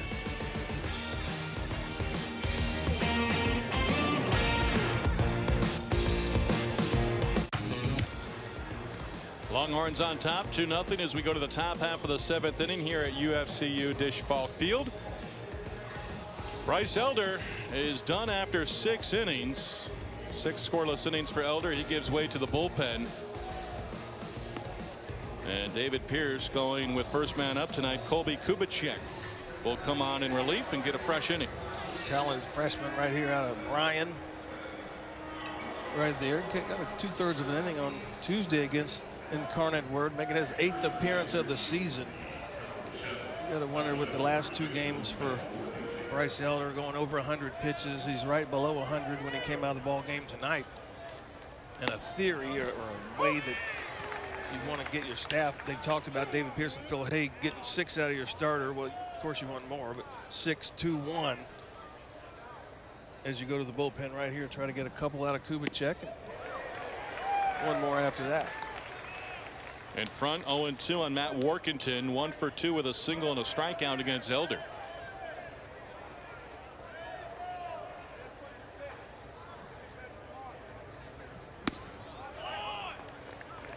Workington was up at a key point in the game in the 5th inning.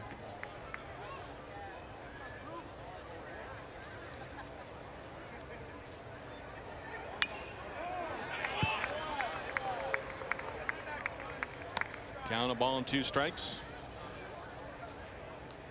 Actually had the leadoff base hit in the 5th, and he was cut down on the 2-5 at 3rd.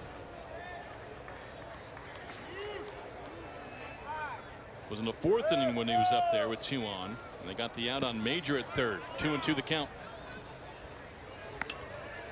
Kubicek, 8th appearance overall, has made 1 start this season.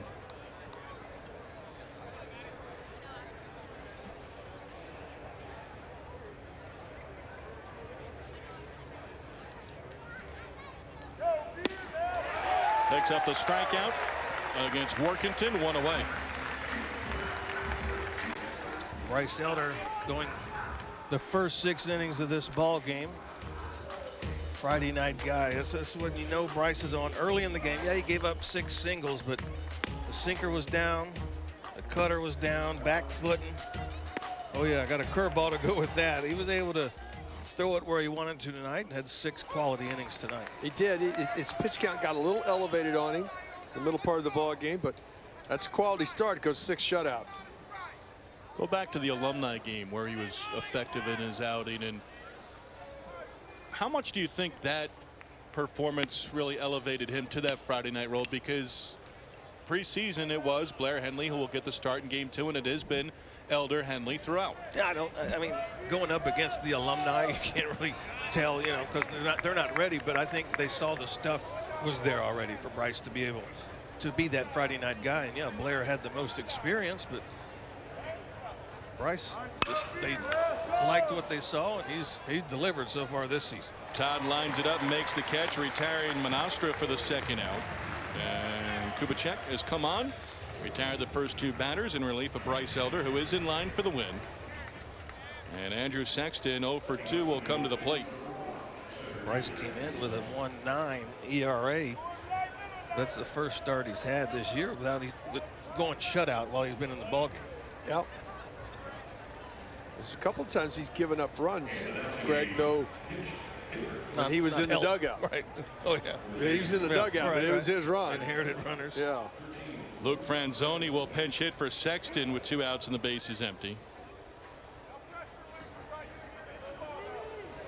Once I became a reliever, yeah, you don't want inherited runners to score. No, I know. But if a starter ever got mad at me, I would tell him, don't leave him out there then. Yeah.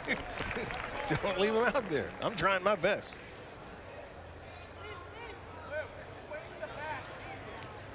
Franzoni, a freshman, entering the series on a 5-game hit streak. Over that 5-game stretch, 7 base hits, a pair of home runs, and 10 runs batted in. Had a double home run, 5 RBIs in the series opener last Friday against Evansville.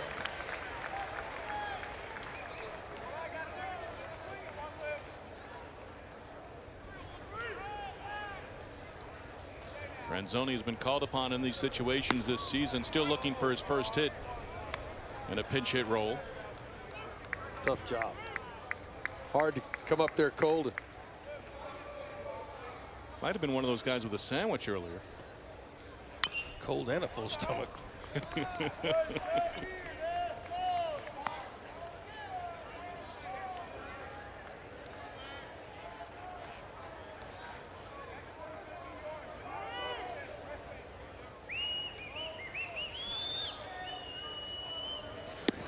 Swing and a miss at a breaking ball and a 1-2-3 inning for Colby Kubicek. Stretch time here in Austin.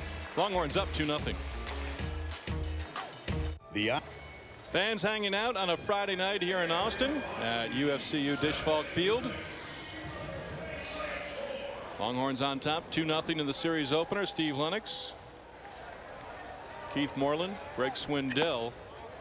Damian Richard gave up 3 straight hits in the second and allowed 2 runs. Since then, he's allowed just 1 base runner, a 1-out walk to McCann in the 5th inning. Lance Ford, Ryan Reynolds, and Tate Shaw due up for the Longhorns. Luke Franzoni staying in the game. He is in center field. Pinch hit for Andrew Sexton. It struck out in the top of the inning against Colby Kubicek.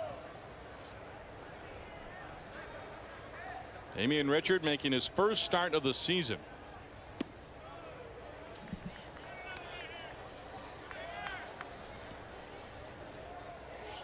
Lance Ford scored the second of the 2 runs, scored on a wild pitch back in the second inning to make it 2-0. Now the bullpen trying to make that stand up. Swing and a miss. 1 ball, 2 strike count on the freshman Lance Ford.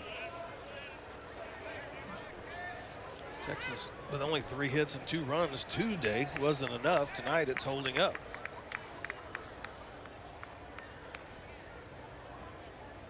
David Pierce said yesterday that just going into the game didn't feel as if his team Tuesday night took Incarnate Word lightly, but just the way Pat Hallmark had his team warming up, the way they were going through pregame, he just understood that they were there to win a ball game on that particular night.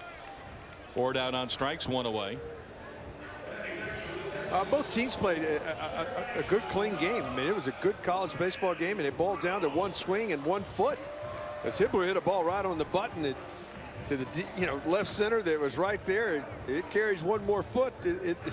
It's a 4-3 Texas lead. Now it doesn't necessarily mean it would end that way. Right, but they have a lead. Yeah. Ryan Reynolds, RBI base hit back in the 2-run second. Struck out looking in his last at bat. Blair Henley will get the start in game 2 Saturday, 5:30 Central on LHN.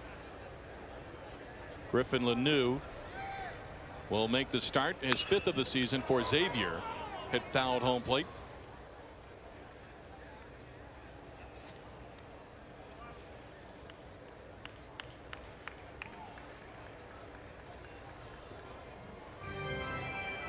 Xavier shut out 10-0 at home on Wednesday against Wright State.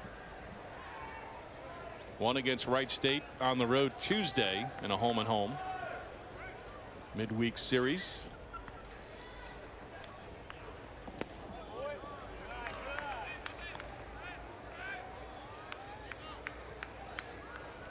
Richard has walked just 1. He has struck out 3.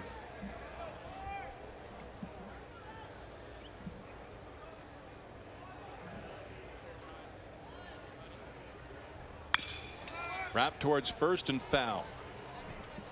Right past Philip Miller.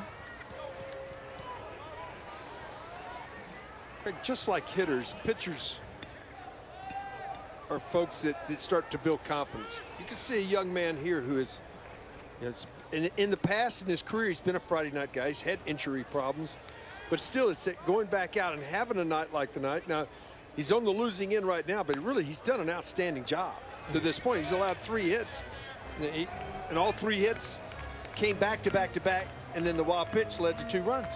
Retired 16 of the last 17 batters that have come to the plate. So yeah, if Coach O'Connor didn't know what he had before tonight, he does now. I mean, it's been a well-pitched ball game, and really missed called strike 3 to Mason Hibbler that started that inning. A 1-out walk to Ryan Reynolds, lost him on a payoff pitch. Short leash at this point. Oh, I would think so. I think we'll probably prompt a visit right here.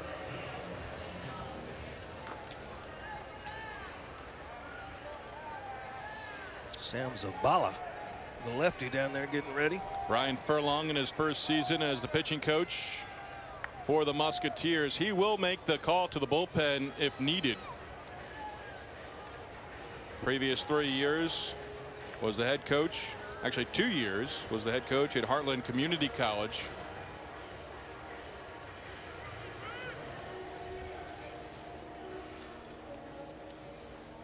Ryan Furlong moved around during his playing days at the college level. Began at Iowa State back in 2001, then moved to Creighton, where later Iowa on State he would dropped serve. their program.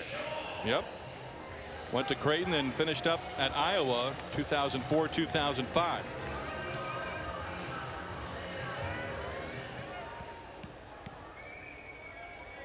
A one-out base runner, Tate Shaw, 0 for 1 with a sacrifice. Remember Cal a few years ago was in Right jeopardy. on the verge. Right there to lose the baseball program, and we know nowadays you lose something and awfully hard to bring it back. I had a good friend who was on the staff at that time, and a lot of emotion, a lot of things went on to keep Cal baseball alive. High fly ball, deep right field. Shepsky going back on the warning track at the wall, hauls it in.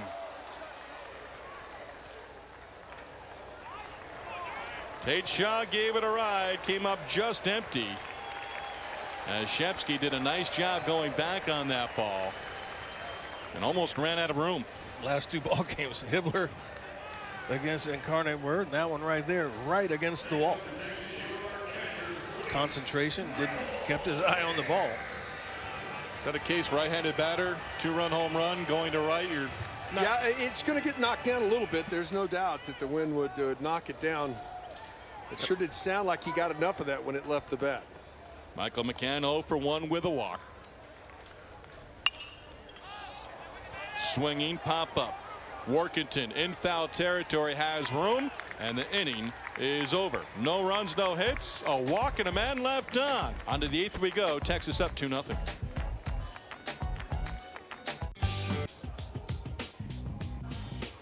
Hey, boy.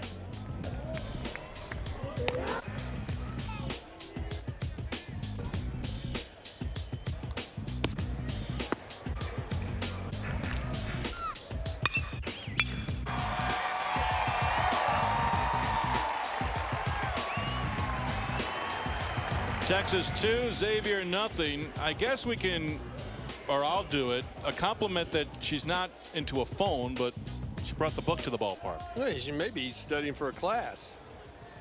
She's got a pen. Good call. After spring break. Yeah, she's looking up, make sure she didn't get it with a line drive. Or is she absorbing the information she just read? Musketeers batting here in the 8th inning, shut out 10-0 Wednesday against Wright State, down 2-0 here in the 8th. Chris Given is 0 for 3 at the plate so far. 1, 2, 3 due up. Given, Hausinger, and Gramma so far have combined to go 0 for 9. Colby Kubicek, a 1, 2, 3 7th. You said after he recorded the last out, good, now go do it again. Yeah, that's the thing he's doing is he's competing. And one of the things that Coach Pierce talked about, you got guys out of the bullpen, Greg, you got to come in, attack, and compete. I mean, even at this point in the season, they're looking for that guy that will come in and do that. Kubicek, one of the young arms out of that bullpen, you want to see if he can repeat the inning again. He just had a clean 7th inning. Can he do it again? Picked up 2 strikeouts in the 7th in relief of the starter Bryce Elder, who worked 6 scoreless, walked 1, struck out 6. Big pitch right here. The payoff to the leadoff hitter Given, and he lost him. That will bring the tying run to the plate with nobody out here in the 8th inning for the Musketeers. Quintanilla up throwing in the Texas bullpen.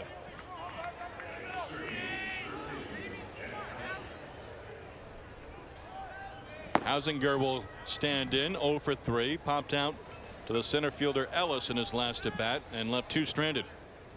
Want to make sure he's ready down there. I wouldn't give him too many more, especially if he walks this guy. If he falls behind 2-0, I would not be surprised. Given with the walk has now reached safely in 24 of the first 25 games of the season for the Musketeers.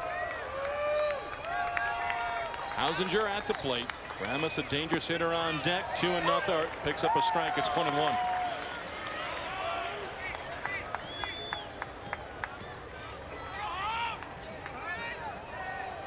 Hausinger looking down to Austin Cusino, the third base coach.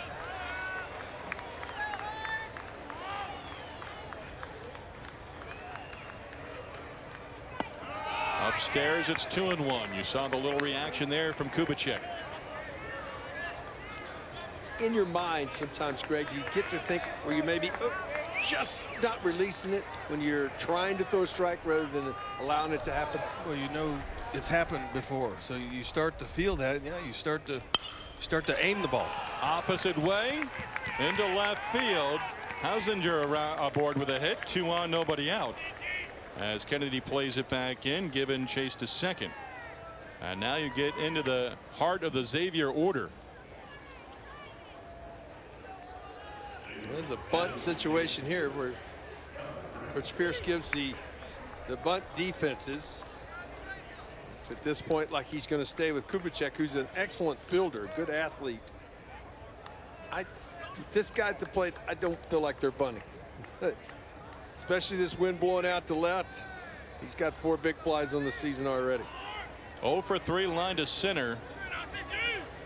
And his last at bat against Elder. Shaw is in. And the first pitch is taken for a called strike. Ramus entering on a 6-game hit streak. That was a hanger. Yeah, it was a good one to bunt.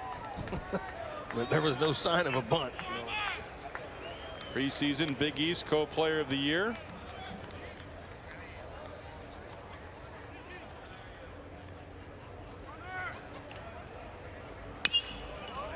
Towards third and foul to the dugout. And Kubicek ahead, 0-2.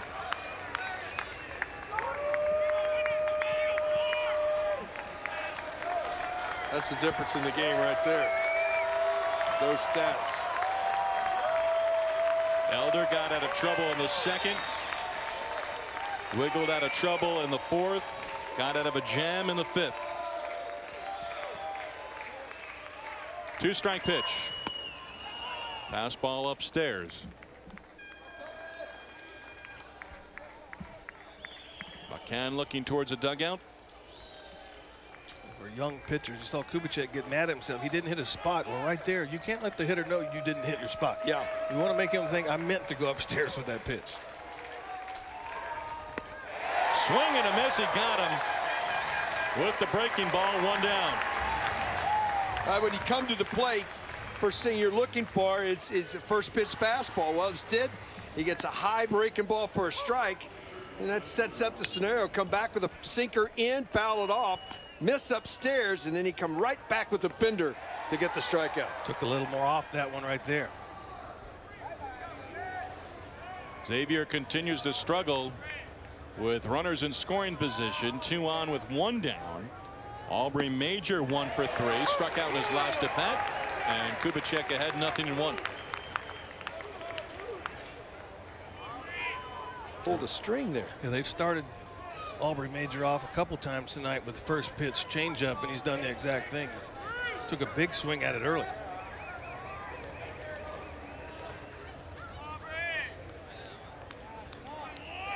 Ryan O'Connor says, and you alluded to it earlier, scouts open up their eyes on this young man. All the tools, and now McCann will pay a visit. And Phil Haig will also come from the first base dugout and head to the mound. A guy's been at second base for a while. I don't think that's had anything to do with it, but I would want to make sure that we're all on the same page here. We'll see if McCann might go back and go to touches. Yeah.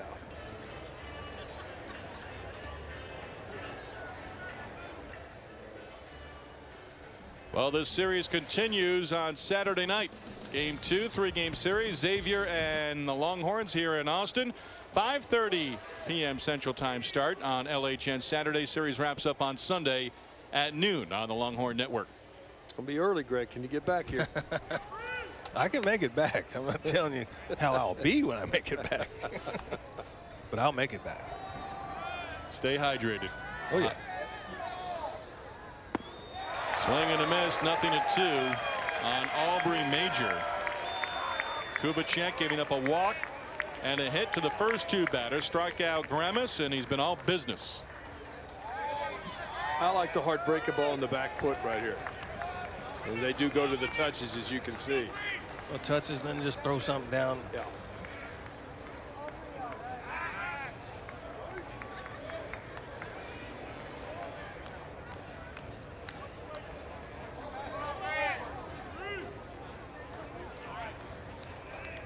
Two-strike pitch. Opposite way foul. 0-2 changeup. If I'm going to do that, I'm going to either come up and in before that or 0-2 changeup. So I know he has a big swing. You just have to make a better pitch. Changeup out of the zone. Fastball away. Did that pitch do enough to set up a changeup here? Well, I think it was fastball too far away. Yeah, you can't do much with it. What you can do right here, if you got the confidence, is bust him in with a fastball. They haven't tried it in there. Yeah. 2-2. Fan's not happy. That's way outside. Boy, you want to make this thing happen right here. You don't want to go 3-2. Colby Kubicek, second inning in relief. Elder went the first 6.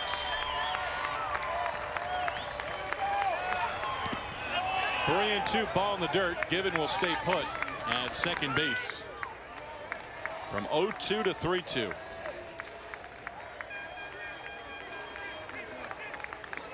Greg, I'm not going with a fastball here. I'm going with something. I don't know if it's a change or a breaking ball. Well, there's only 3-4 changeups in this at bat. Yeah. And a curveball.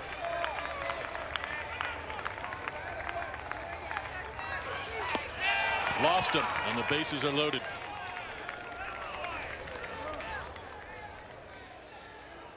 Phil Haig has been out once. David Pierce is out, and he will go to the bullpen with the bases loaded and 1 out here in the 8th inning.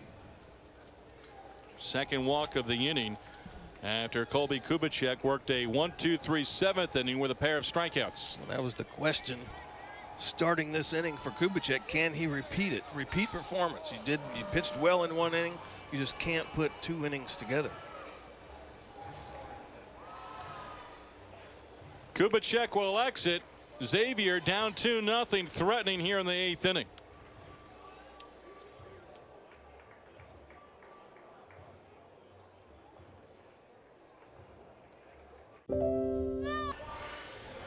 Cole Quintanilla on in relief. Colby Kubicek leaves with the bases loaded and 1 down here in the 8th inning in a 2-run ball game. Cole getting this ball game, 12th appearance of the season. Believe it or not, those numbers are up for Cole. He's been pitching well. Just last couple outings has been roughed up, but right here it needs to be on top of his game. Texas shutting out Xavier thus far, 2-0 into the 8th inning. They got the bases loaded right here. Terrific strikeout to walk ratio on the season. A third of an inning last Sunday as TCU came back, gave up 4 hits, faced 5 batters, and was charged with 4 earned runs and getting just 1 out. Xavier base runners back to the respective bases. Given the lead runner at third, Hausinger the runner at second, and Aubrey Major, terrific speed, on at first. He represents the go-ahead run as Ryan Altenberger stands in. Altenberger has reached twice, 1 for 2, a single and a walk. Quintanilla now the third pitcher used by David Pierce and Phil Haig. He starts him off with a breaking ball strike.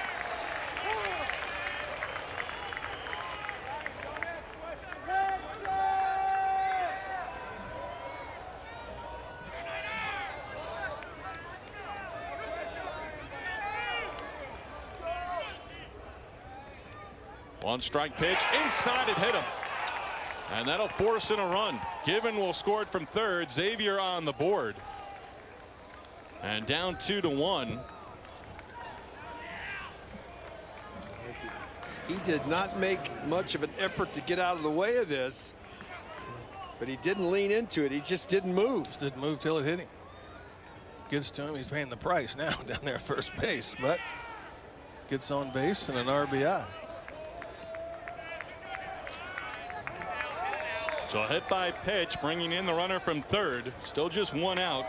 And Jake Shepsky, 2 base hits, including an infield hit, stands in. To left field. Kennedy drifting back. This one deep enough.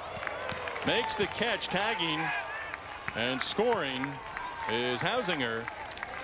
And it's 2-2. As Shepsky brings the runner in from third, and we've got a brand new ball game. That's the first ball we've seen in the air to left tonight. Did you see that ball really carried all the way nearly midway into the track?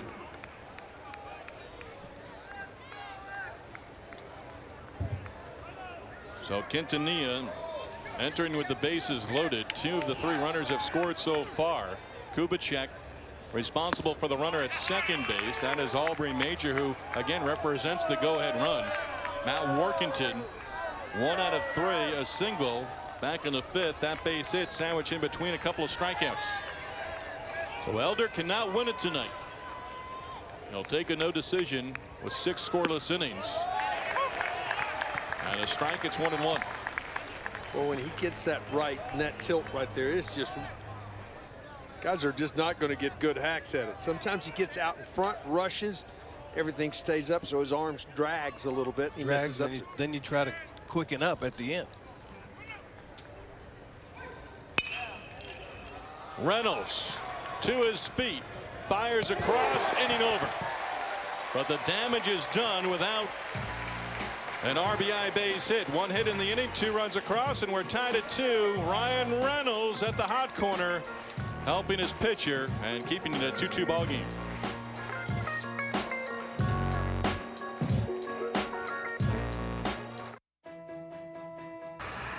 Two-two ball game, home 8th inning. Damian Richard, done after 7 innings of 2-run baseball, gives way to Xavier closer Lane Flam.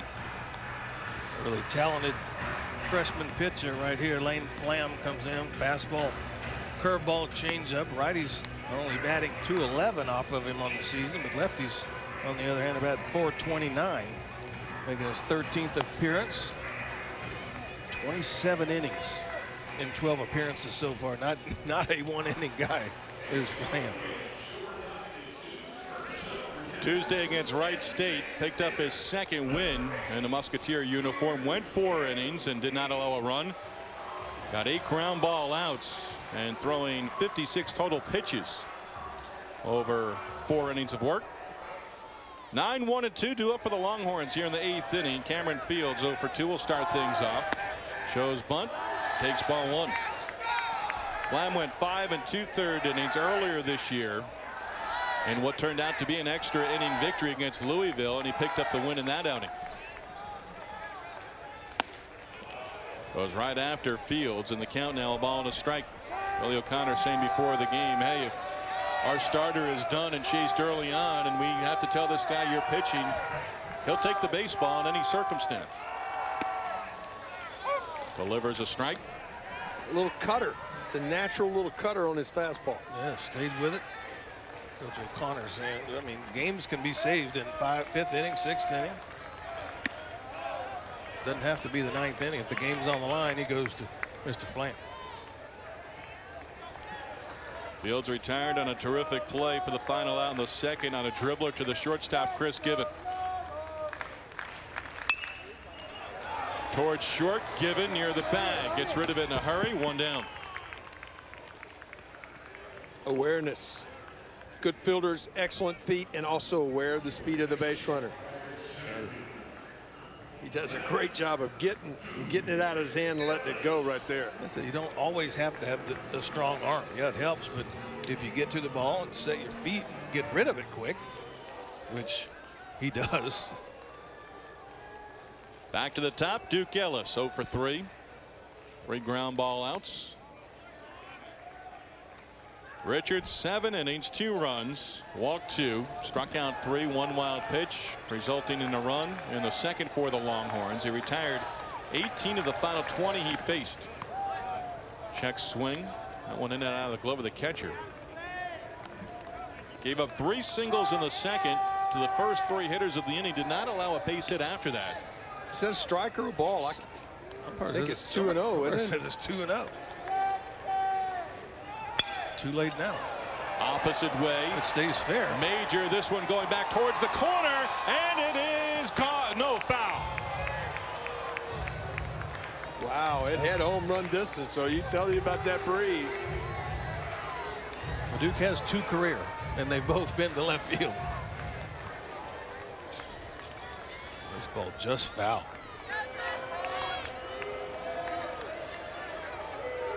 From that angle, you can see clearly foul.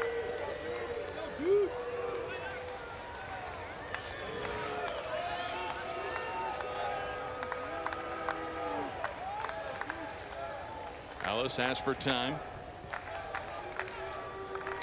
Lamb listed at 5'9", 155 pounds. Pedro Martinez in. Count evens at 2 balls and 2 strikes. And a base runner with 1 out. Hit by pitch. Ellis aboard, representing the go-ahead run. Sometimes when you're in that situation, you just got a fastball called 4 inches outside. You go for a curveball on the inside. You got to understand. I'm going to throw it back out there. See if I can get it again. He's not going to hit it, keep it fair if you get it out there. Eric Kennedy 0 for 3, retired on a comebacker in his last at bat.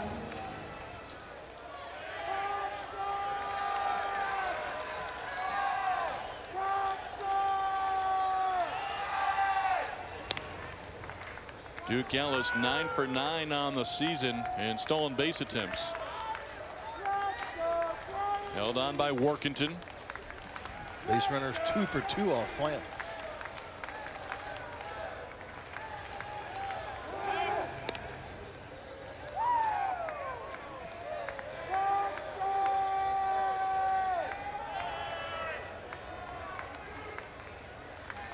Texas 2 runs in the second.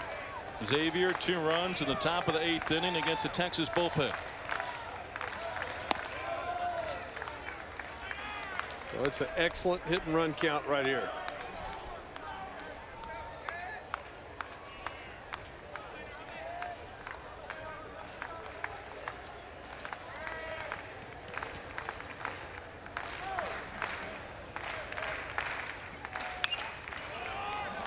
Kennedy spoils 1 foul.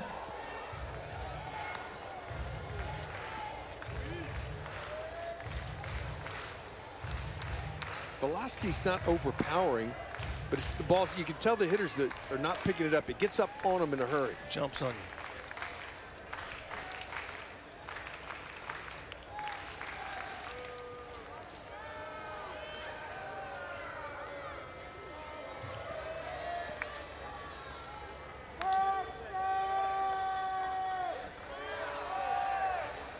Longhorns trying to end a brief 2-game losing streak. 1 and 2 on Kennedy, the freshman. Freshman versus freshman matchup right now, and so far they have both have played positive roles for their respective teams. Nostra out to the mound for a moment.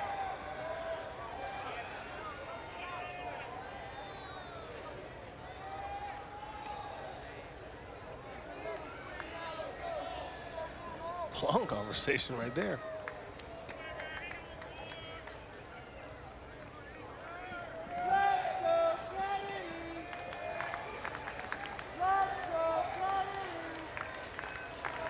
Kennedy 2 4-hit games last weekend on the road at TCU.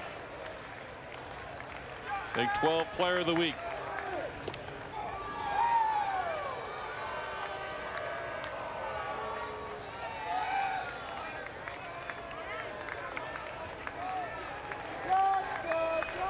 Ellis hit by a pitch, a 1-out base runner. stays alive at 1-2.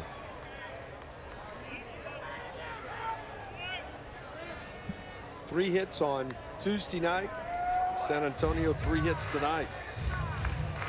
4 runs produced. They haven't, saw that graphic, haven't had a base hit since the 3-hit second inning. No extra base hits again. Let's see Oscar come up out of his crouch right there, like he was going for the high pitch and it ended up being a curveball. Center field. Franzoni settles under it. 2 outs. Just got in on him enough. Kennedy didn't get that good extension right there. So Ellis at first with 2 down, and Austin Todd will come to the plate. Austin has grounded out to short, popped to short, and grounded out to short again in the 6th inning. He's played Pepper with Given.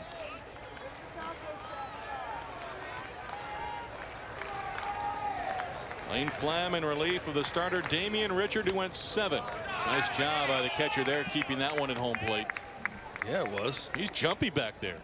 He got to be on his toes, huh? This ball's not close to the plate. Quick reactions.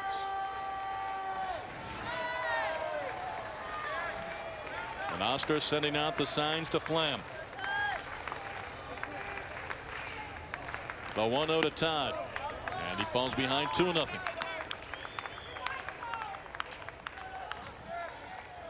This is where you look for one pitch. I'm not going to get cheated here.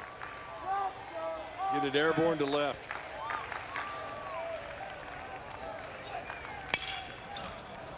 Towards short. Given goes a short way. They get the force out on Ellis, and that retires the side. No runs, no hits. A man left on. 2-2 as we go to the 9th. The eyes of his buddy.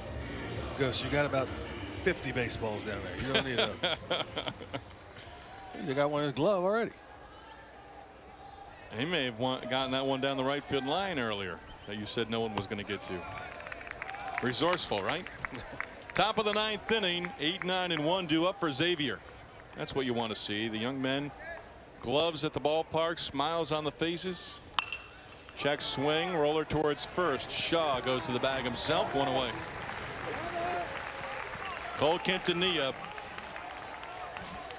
faced 3 batters in the 8th inning, came on with the bases loaded and 1 out. Hit Altenberger, that brought the runner in from third.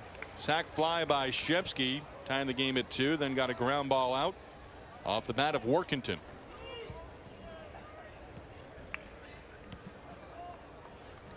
Luke Franzoni, his second at bat of the game, came on as a pinch hitter for Sexton and struck out in the 7th against Colby Kubicek. Kubicek charged with 2 runs over an inning and a third. Walked 2 in the 8th inning, leading to his demise because the first to the leadoff hitter Given, he eventually scored. Cam Fields, who is also listed as the DH, up starting to lightly toss in the Texas bullpen.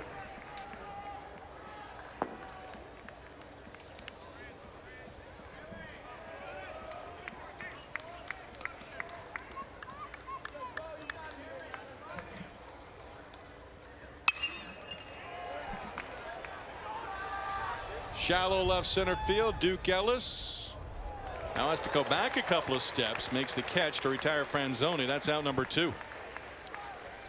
Fly balls, I've not seen that many, but a couple of them here have been adventurous. It's going hard to left. Hadn't been many balls in the air that direction. Chris Given will stand in with the bases empty and 2 down. Walked in his last plate appearance and scored. 0 for 3 officially at the plate, and looks at a strike. It's 0-1.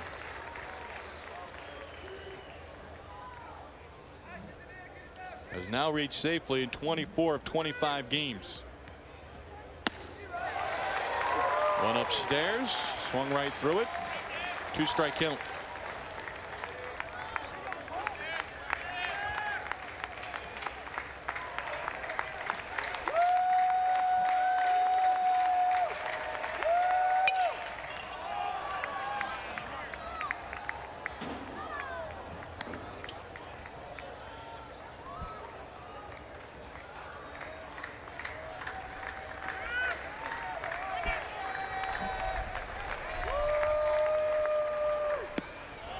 1-2 on Given with Hausinger on deck. Hausinger has the only base hit for the top 3 hitters in the lineup for Billy O'Connor and the Musketeers. That one ripped and foul down the left field line. Past the automobiles on the concourse. Which are brand new, beautiful ones showcased here. Oh, they're in a perfect spot to get hit. That's the first one's gotten close. It went right between them. It did. Zach Zubia available off the bench as a pinch hitter tonight.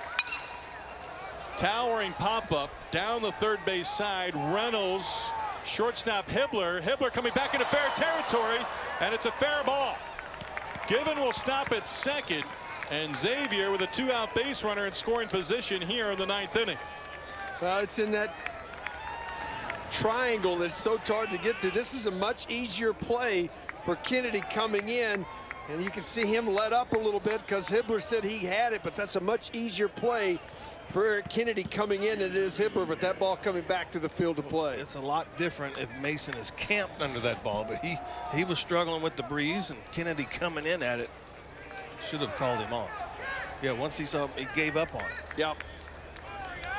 First extra base hit of the game for the Musketeers. They are 0 for 7 with runners in scoring position. Swing and a miss, 0-1 on Jack Hausinger. Had a base hit in the 8th inning, scored, and tied the game up. He came in to score on the sac fly by Shepsky. Quintanilla retiring the first 2 batters. Pop-up double down the left field line. Given at second. Fires a strike with a fastball, and it's quickly 0-2. He was ahead of Given, also 0-2. Made a too good a pitch to him, 0-2. Took a good hack at it, then gave up the bloop. High bloops double. Yep. Given at second with 2 down represents the go-ahead run in the 9th inning. That one spoiled foul. Another pitch right there, 0-2. You see Michael McCann, he's won that ball down and away. The pitch aways. The strike zone's been expanded a few times. I would go out there.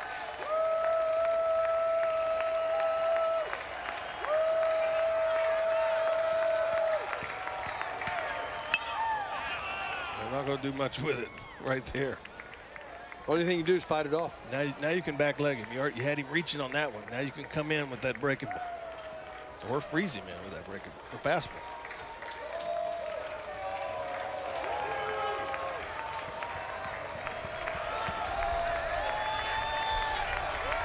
Given away from the bag at second. The battle continues. I think McCann wanted that one up. It was up, but it was in.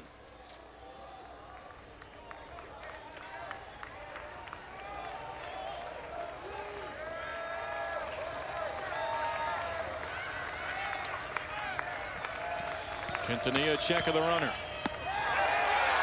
Got him, strike 3, and the inning is over. Hausinger did not like the call. Quintanilla strands the runner at second. Bottom of the 9th we go in a 2-2 ball game in the series opener. Billy O'Connor also hot with the home plate umpire, Jerry Johnson. Hey, they've been hot all night. This ball looks like it could have been high, but we got a strikeout called right there, but due up for Texas in the 9th. Hibbler, Ford, Reynolds due up for the Longhorns in the home 9th inning. 2-2, bottom half of the 9th inning series opener, Xavier and Texas. Longhorns will have 4, 5, and 6 due up. We take a look at what the Longhorns have done tonight against Richard and Flam. Not a whole lot outside the 2nd inning. You look at 3 back-to-back singles led to the only runs earlier this week, and in Cardiff Word they scored 2 runs on 3 hits in that game. They got to find a way right now just to scratch 1 across because 1 will do it right now. Mason Hibbler, a base hit, got things going in the 2nd. Retired in a line out. Nice play by Aubrey Major in his last at bat to end the 6th inning. On that pitch, but fouled it back. Last time Texas got a hit, 2nd inning when they scored the runs. Yep.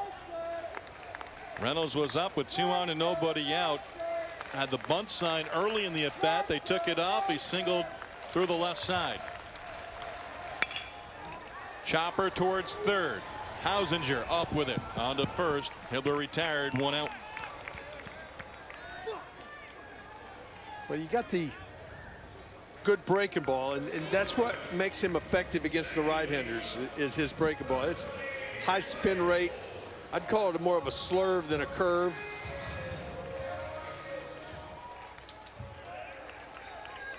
Lance Ford, 1 base hit and 3 at-bats.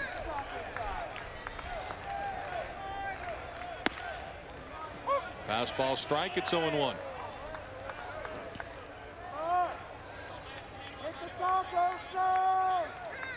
Lance has now hit safely in a career high 6 straight. Takes outside from Flam.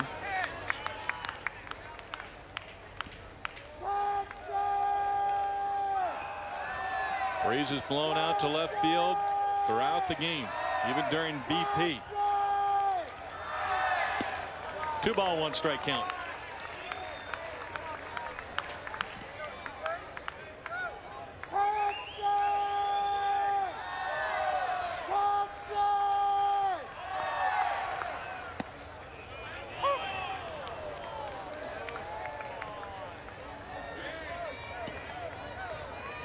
Reynolds due up next.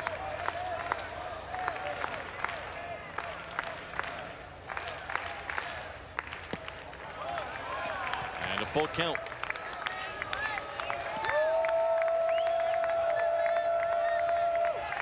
Lane Flam, second inning in relief. Hit a batter. Nothing else doing in the 8th inning for the Longhorns. We'll do it again at 3-2. Just enough cut on that little cutter he has. Cuts off the barrel. Ball was in the middle of the zone, but just had enough movement. Get it off Ford's bat. Called strike 3, 2 down here in the home 9th inning. First strikeout for Lane Flam. And goes outside. That's been called the entire night. The fastball away off the plate. So bases empty and Ryan Reynolds stands in. RBI base hit in the 2nd, struck out looking in the 4th, and walked in the 7th.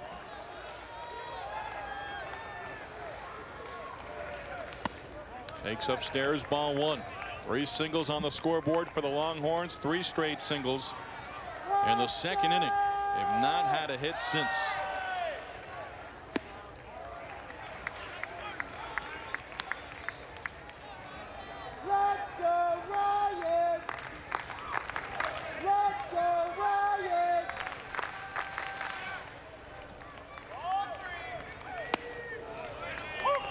Went to the outside corner, picks up a strike, and it's 2-1.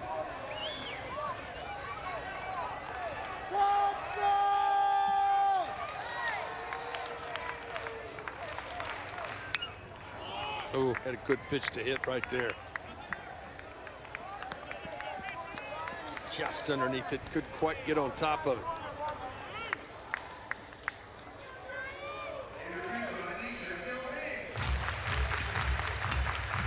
Series opener, Xavier. If we get to the 10th, they have 3 extra inning wins on their resume so far this season. Hit foul at the plate.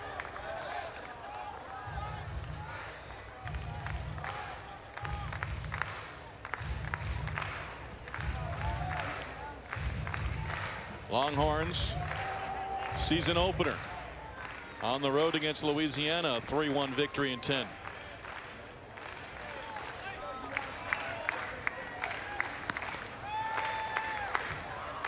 Flam trying to send this to the 10th inning. He's retired the first 2 hitters.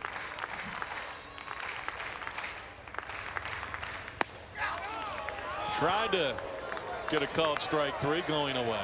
A little too much out on that one. But I would go right back out there. A 3-2 count to a 2nd straight batter.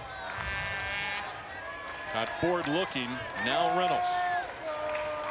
Payoff pitch. Hit in the air down the left field line. Major coming over and in fair territory, hauls it in for out number 3. No runs, no hits, no errors, no one left on. To the 10th we go, tied at 2.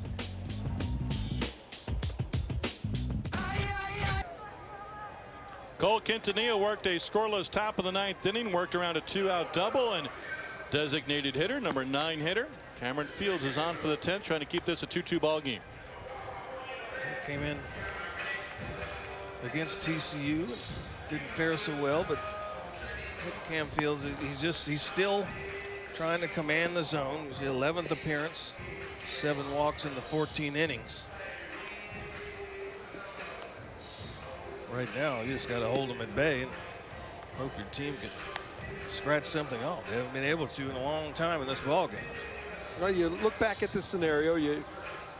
This 4th pitcher of the ball game. You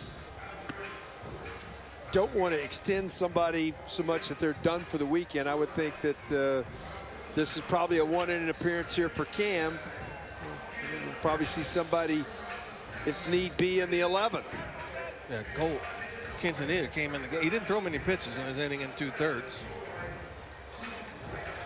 Quintanilla came on in the 8th inning for Colby Kubicek, inherited the bases loaded, and 2 of those runs came in to score. Bryce Elder, 6 scoreless innings, no decision. Left with a 2-0 lead. And Cameron Fields will face 3, 4, and 5. Gramis, Major, and Altenberger for Xavier and Billy O'Connor. One thing for Texas, Matt Whalen. He's able to go more than 1, 2, 3, 4. I mean, if need be, you don't want him to go that long. You'd like to finish the game off sooner than that. Yes. Gramis has struck out twice, grounded a short line to center.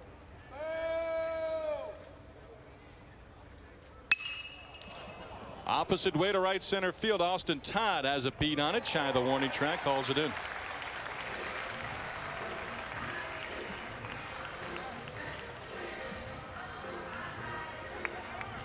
So 1 down. Aubrey Major has been aboard twice in this game. A single back in the 4th, walked in the 8th inning against Kubicek. Kubicek had him 0-2, lost him on a payoff pitch.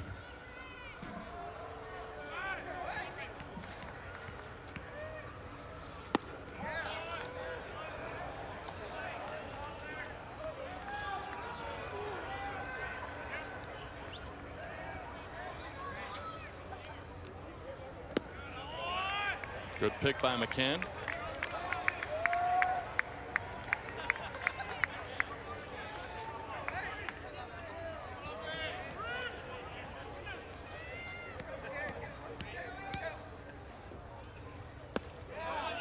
And Cameron looking ahead to the bottom of the 10th inning. He would be due up 3rd for the Longhorns.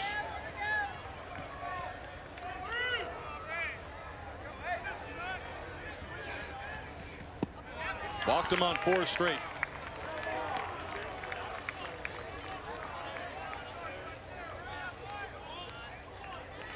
So a 1-out base runner for Xavier. And Ryan Altenberger will stand in. He has a base hit, and he's been aboard 3 times. Hit by a pitch by Quintanilla with the bases loaded in the 8th inning. This is Texas' 2nd extra inning game of the year. Yeah, back game 1 of the year. Game 1. Runner goes, a pitch, a ball, throw down to second, high throw, and Major slides in, got that hand in there underneath the tag of Mason Hibbler, and he's now in scoring position with 1 down. Got a decent jump right here, there's no doubt. An excellent jump, by the way. Really, at that point, McCann had a shot. It had to be a perfect throw, and the throw's a little high. Major's in with the bag. Hibbler did a terrific job coming back down and getting that tag there to make it closer than maybe Major thought it would be. 2-0 on Ryan Altenberger. Well, the term you used, Greg, when Cam came into the game is so true. It's about command. Yeah. It's firing strikes at the first hitter, and then now 6 in a row out of the zone.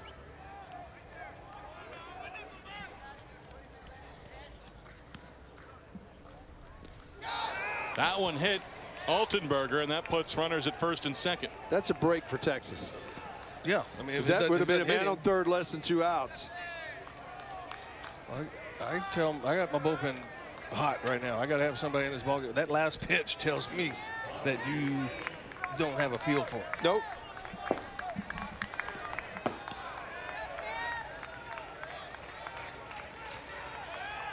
David Pierce again on the phone to the bullpen.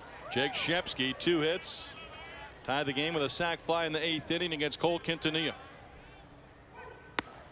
Swing and a miss. And what do? You go to your off speed that you do have a feel for. A better feel for, yes.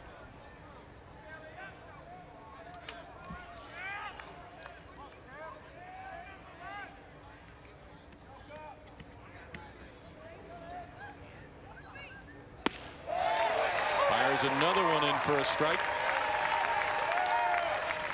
We saw Damian Richard earlier, what, 7 or 8 straight breaking balls. Go with it again here. Yeah, he's got the fastball. Obviously, he threw it 54 feet and hit a guy. So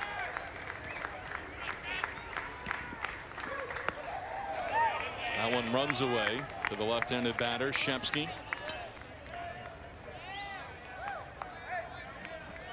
Elder went 6. Kubicek an inning and a third. Quintanilla an inning and 2/3.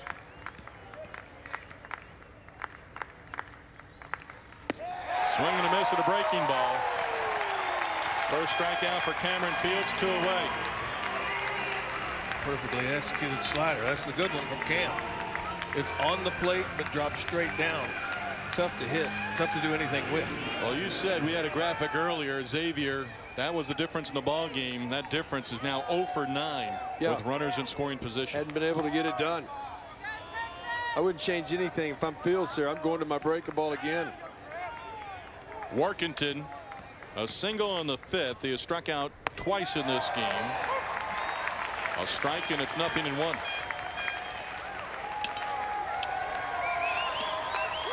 With a look of determination now. He's like kind of got mad at himself, which is good to see.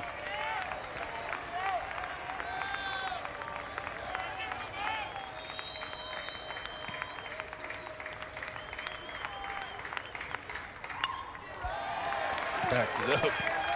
Back up. It's hard to do a lot with that as a hitter. Well, hitter, you're expecting it to go the other way, and then it eats you up.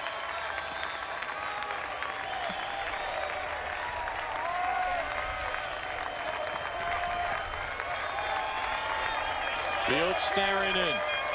Still got to keep an eye on the runners. You never know. I know you don't want to do anything with 2 strikes, but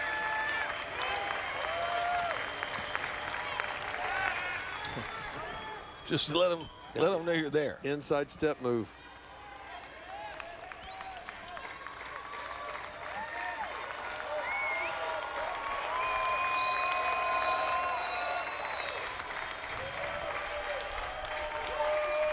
Fields to Workington. In the dirt, it goes to the backstop, and that will move the runners up. Major to 3rd, and Altenberger now at 2nd.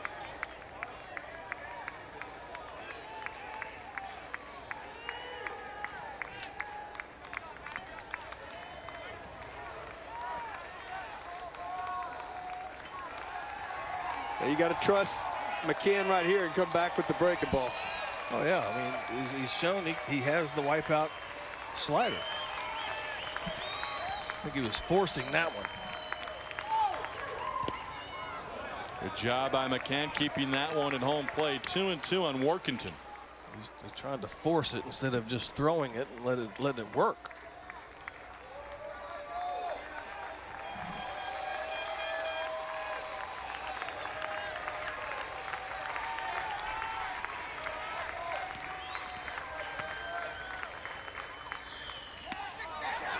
Gets away. Here comes a runner. The toss to the plate gets away.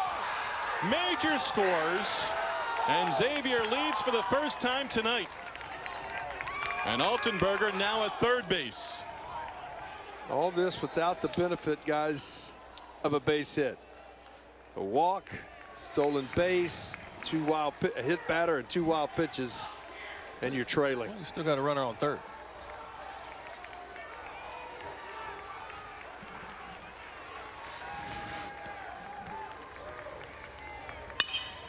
A chopper, Ford at 2nd. gets his feet underneath him, throws to first, and that retires the side. Xavier pushes across the go-ahead run, and up 3-2 as we go to the bottom half of the 10th inning here in Austin.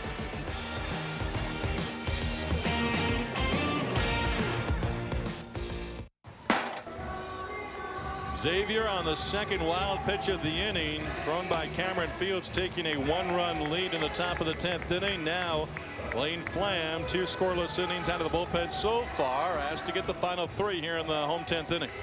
Yeah, he's going to face the bottom third of the order. Steven, when you look at that, this is a big at bat. You'd love to get that leadoff guy on. Tate Shaw is a guy with good speed. See if he can find something to happen, because bottom part of this order has not been very effective tonight.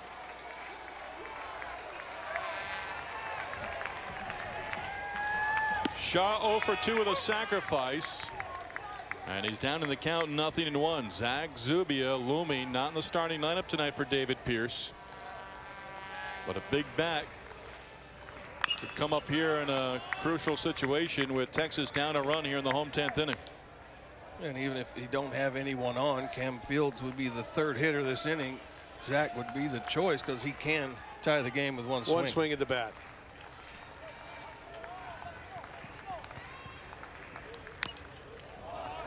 Count stays 0-2 on Shaw. McCann on deck. Texas has not had a base hit since the 2nd, when they strung together 3 straight singles against the starter Damian Richard, who was terrific. 7 innings of 2-run baseball in his first start of 19.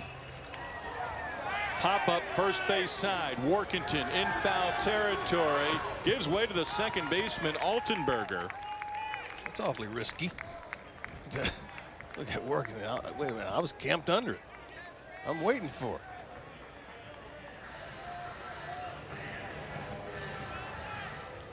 Xavier, extra inning record, perfect so far in the season. The victory against number 5 Louisville earlier this season. That was when Flam picked up his first win in a Xavier uniform. Threw 90 pitches in that game. About to throw 40 in this one. Sam Bertelson will be the pinch hitter.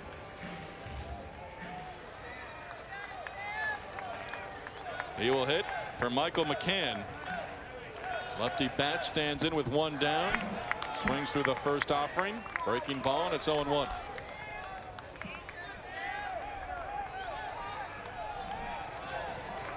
Bertelson 0 for 2 as a pinch hitter.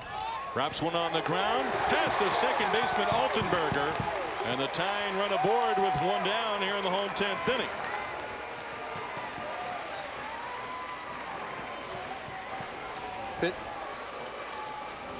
Here's a guy that we're going to have a pinch runner. Regan will come in and pinch run for Bertelson, but this is the one guy that can get you too quickly.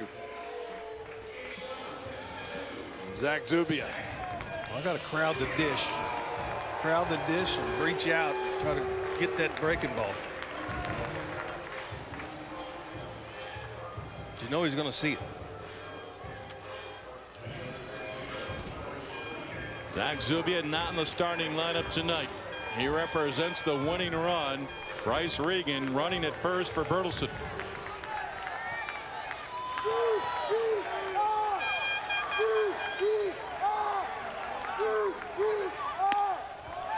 Texas down a run here in the 10th.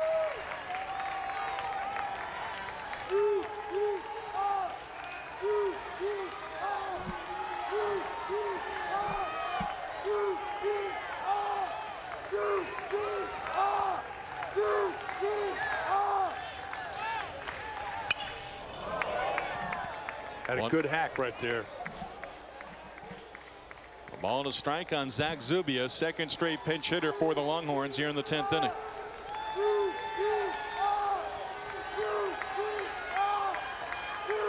Outfield straightaway.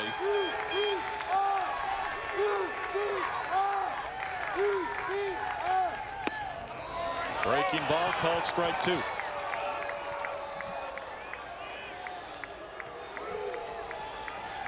I think he's going to come right back to it.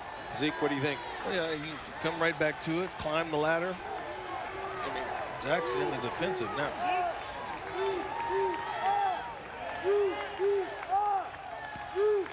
With one out, the 1-2. Chopper towards third, near the bag. Hausinger on to first, picked down to the dirt nicely by Workington. That is out number 2. Well, that's a big-time play. That is a big-time pick at first base. If that ball gets away, it's obviously first and second with one out. If it gets by you into right field, might be a tie ball game. Comes up, throws to the side. Boy, that's a nice scoop. Threw a sinker over there. A game saver. Wow. You got 2 consecutive left-handed hitters here, so this conversation is about how you want to pitch Ellis, but you can't basically pitch around him because you got another left-handed hitter behind him. So Duke just missed a home run his last at bat off of Flynn. Reached on a hit by a pitch, but then was erased on a force out to end the inning. That was in the 8th. Xavier, a run here in the 10th against Cameron Fields, and trying to hold on for a 1-run victory in the series opener. Ellis has grounded out 3 times. First pitch is in for a called strike. And that was an awful good pitch to hit. The best pitch of the bat.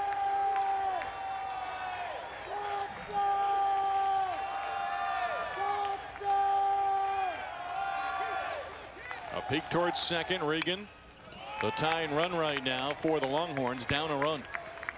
And now Texas down to its final strike.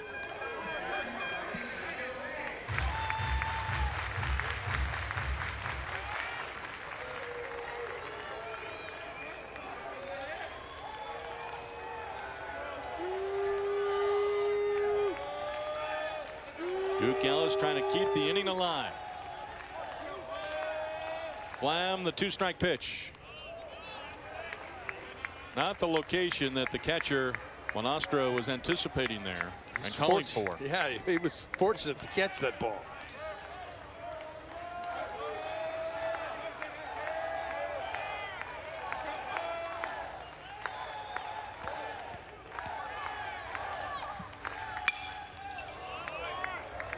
Duke Ellis stays alive at 1-2. That's an awful, another decent pitch to hit there with a 1-2 count.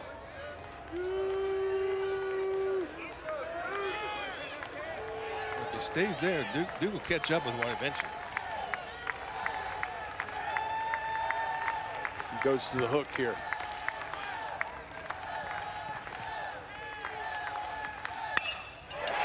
Base hit through the right side.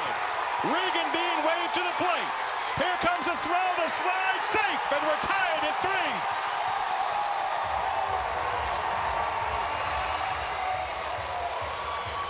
Ellis RBI base hit, takes second on the throw. He's now in scoring position, representing the winning run. Greg, you just talked about it. He stayed right there in the middle of the plate that Ellis would catch up to it. They're going to review this play. Here comes the throw to the plate. Get his left hand in there. It looks to me like his left hand's there in there ahead of it. He got it in there. He tags it. He gets the tag, but it's up on his elbow. Not even his elbow, on his armpit. His hand is already on the bag. His mitt. Right there is the indicator.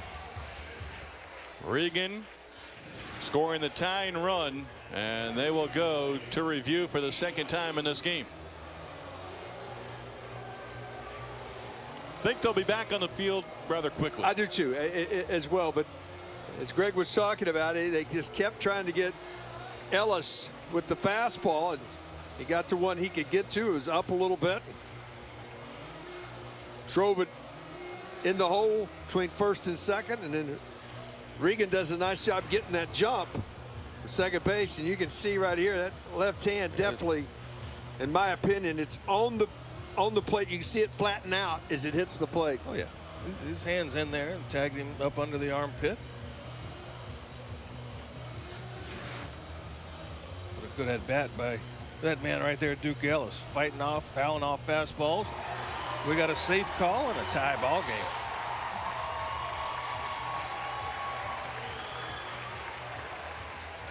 Two out, RBI base hit by Ellis. He's now at second, representing the winning run. And Eric Kennedy will stand in against Lane Flam.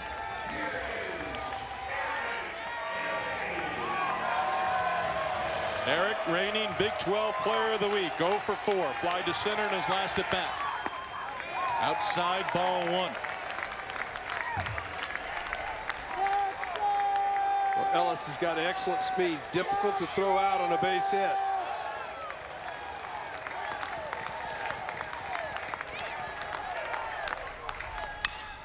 Chopper towards first and foul. Looks like they've shortened up considerably. Franzoni in center field. You better not shorten up too much with this wind still blowing out of here. A ball can get over your head. Well, he hit one good last at bat, just got a little too up in the air. Franzoni was able to run underneath.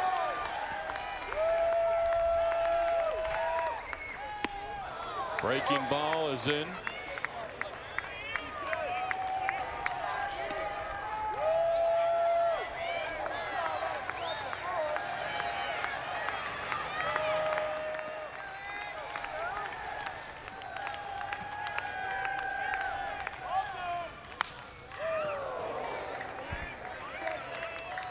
That one back out onto the field of play, heading off the front of the first base dugout.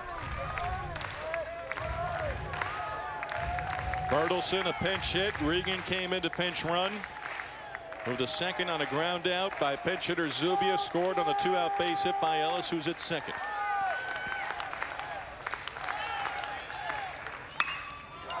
Towards second base, Altenberger. On to first, and on to the 11th we go. All tied up at 3-3. Ellis coming through with the RBI base hit for Texas. 11th inning, series opener, Xavier and Texas here at UFCU Disch-Falk Field. Steve Lennox, Keith Moreland, Greg Swindell. Game 2 of this series, Saturday, 5:30 p.m. Central Time. New catcher in the ball game for the Longhorns. Keston Peter is now behind the plate. And he will stay in and bat in the number 8 spot in the lineup. Zubia in the number 9 spot right now. And also a new pitcher in the ball game, Tristan Stevens, third reliever used in this ball game by David Pierce and Phil Haig. Tristan Stevens, you see out of Springfield, Missouri, coming off Tommy John surgery after his freshman year and really getting back healthy. Pitched a third of an inning last weekend against TCU. Correct myself, 4th reliever, 5th pitcher overall. We're getting into the series finale from Texas Tech. This one now in the 11th inning. Elder 6 scoreless in the start. 8-9-1 due up for Billy O'Connor and Xavier.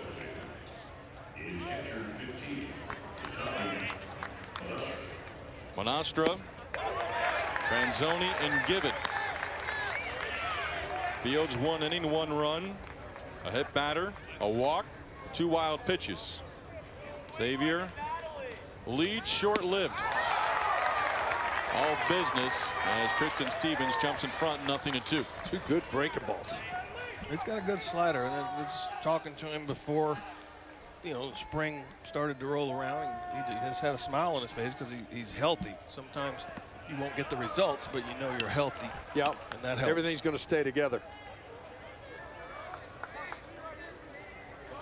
Now, the biggest problem he's had, he's averaging a walk per inning. It's just been command.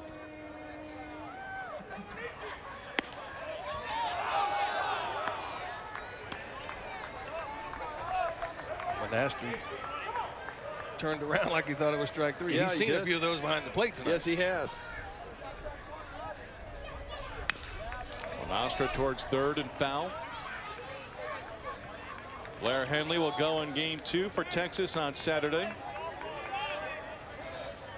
Coy Cobb scheduled to go in the finale on Sunday.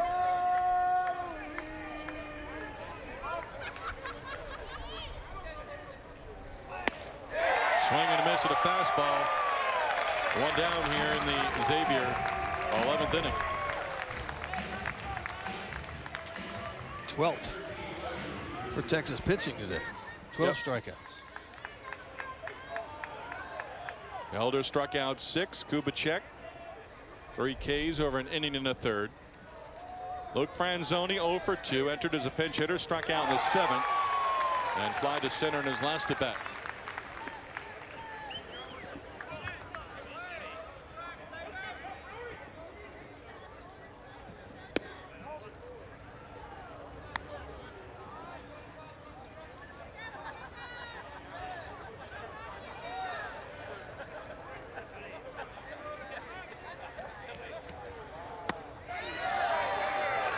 Falls behind, 2 balls and a strike.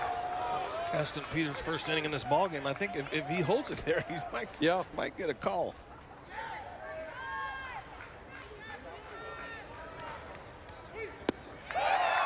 Two and 2. This is as good as stuff as I've seen Stevens have this season. That's a sharp slider. It's tight. Why not keep throwing?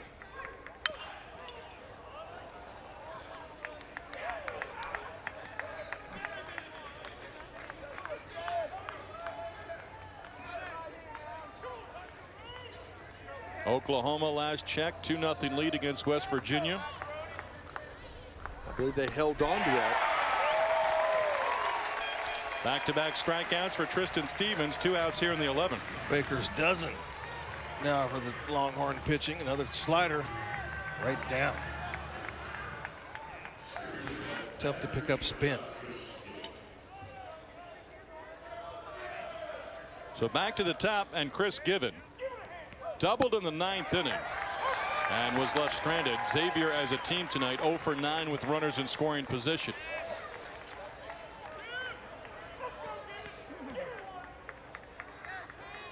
As double against Quintanilla, pop-up double down the left field line. That became an adventure. Well, that's the only extra base hit of the game by either team. And it was a ball that should have been caught. We're saying that a lot with this Longhorn offense. No extra base hits and dropping 3 of 4 on the road at Stanford. No extra base hits and taking 2 of 3 against Texas Tech.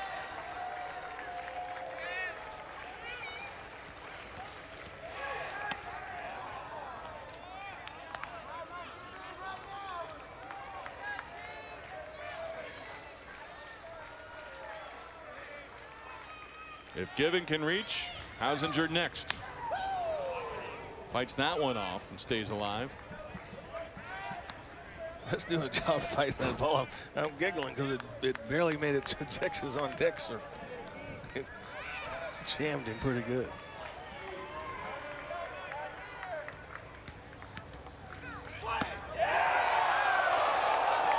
Count runs full. That's just a backup.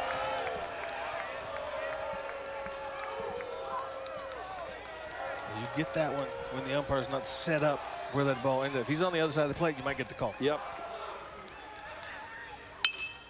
Check swing, roller back to Stevens. Throws to first, and he works a 1-2-3, 11th inning.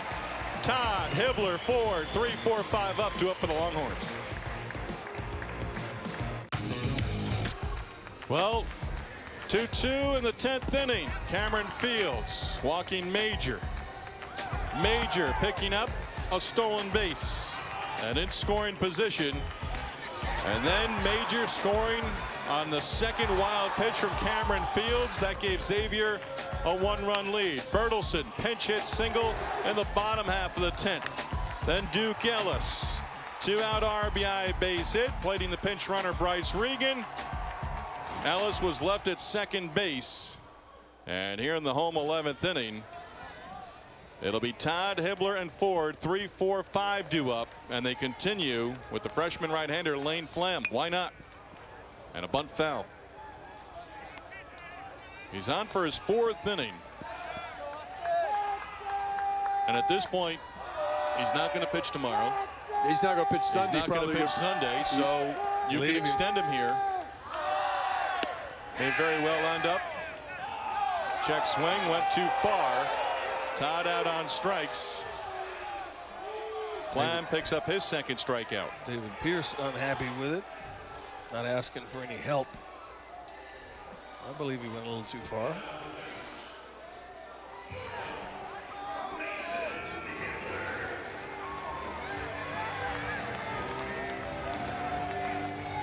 I understand, Austin, how you want base runners thinking you can get on with a bunt, but you could also end the game with one swing at the bat. Given at shortstop. Tosses over to first, retiring Hebler. And quickly 2 down. I mean, he is so smooth playing shortstop. He's just in great position to field it. His release point is quick. He's so accurate with his throw. He's just exceptional. Well, Matt Williams always called it the educated fade. You don't have to throw it hard, just get it there.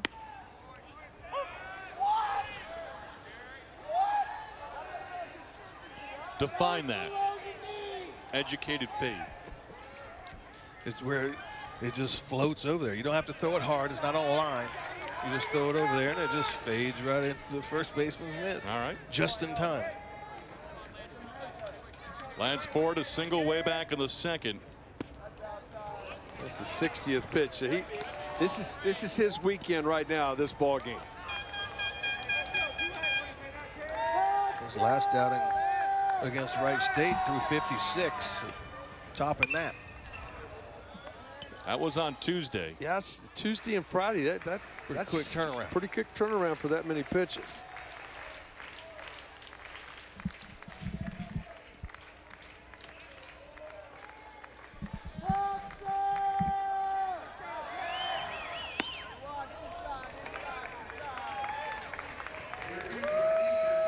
Full count on Lance Ford. Ryan Reynolds due up next.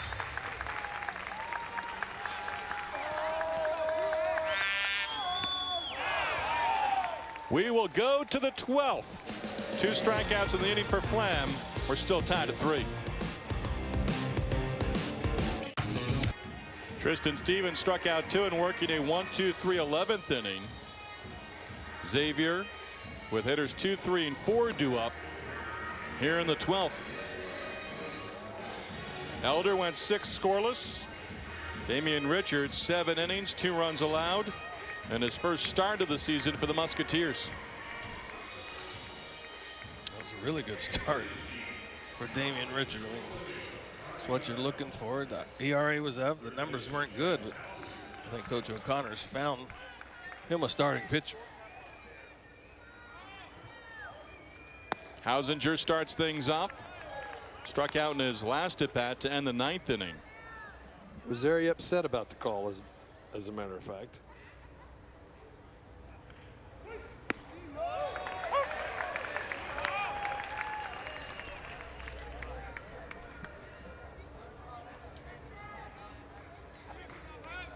Xavier 12th inning, game tied at 3.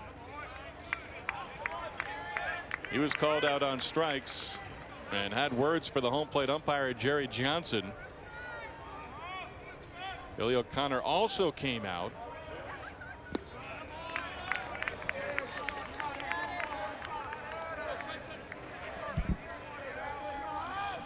I got to throw a strike here. More likely taking here 3-1. 2, 3, 4 spots in the order.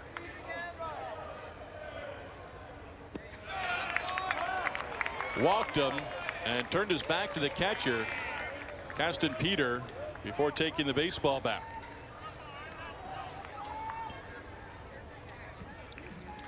If you're frustrated with the pitch, don't throw it. You can shake off. Yeah. Do a 2-1 breaking ball and a 3-1 breaking ball. Leadoff man aboard for just the 3rd time, and now 12 innings. Grammas stands in, shows bunt, and takes ball 1 from Tristan Stevens. Grammas is 0 for 5 line to right in his last at bat. Given leadoff hitter walked in the 8th inning, eventually scored.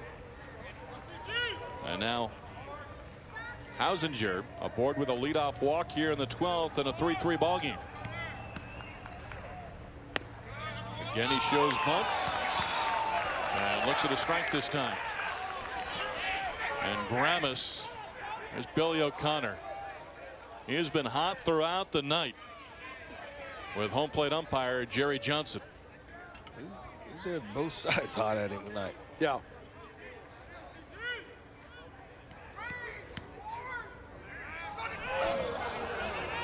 that one almost thrown away. Tate Shaw coming away from the bag and preventing that one from getting behind him. Well, it didn't want to balk, and I think he stumbled, so he threw it.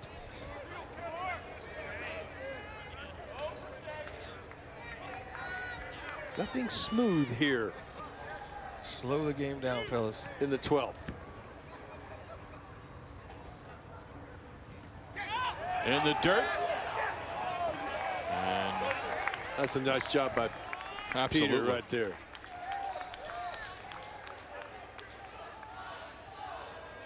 And the game is a defensive replacement for Brian McCann, or Michael McCann, pardon me. Same position. Same position.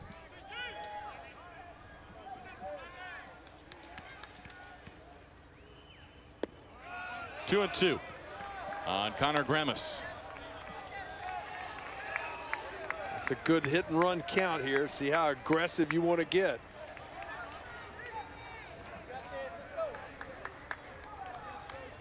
Put the rudder in motion, swing the bat.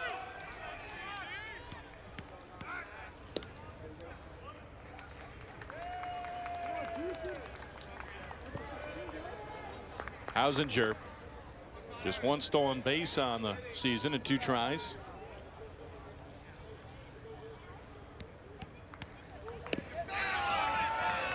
And now 2 on. Back-to-back walks to open up the 12th inning for the Musketeers.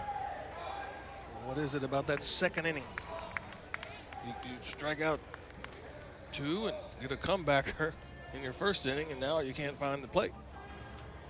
And walk back-to-back batters here in the 12th.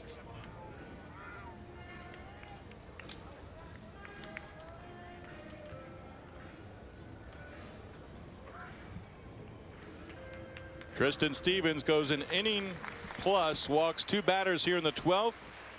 And a new pitcher in the ball game for the Longhorns when we return.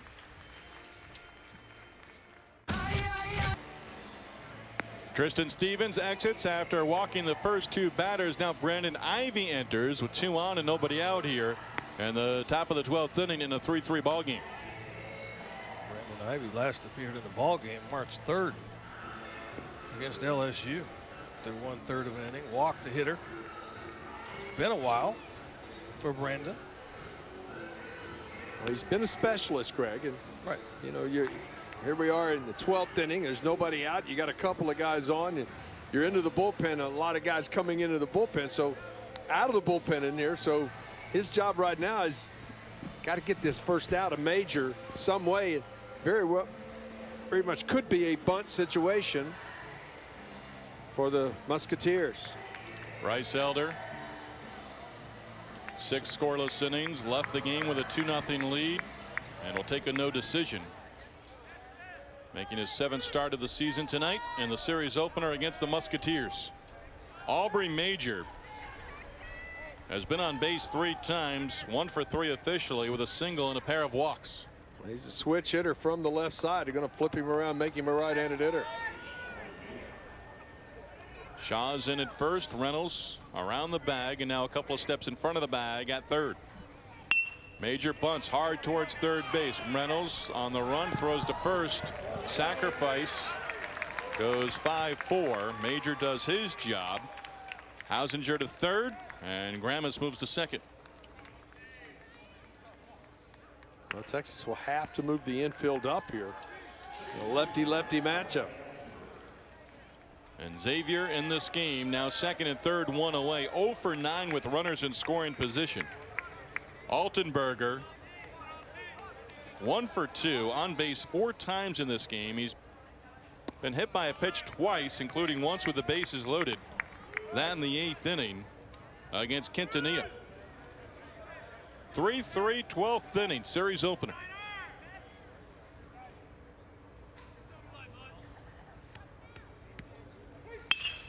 Back to the mound. They've got the runner. Peter running back towards third. And now throws to the plate. Ivy will apply the tag. 1-2-1 as they get Hausinger for the second out.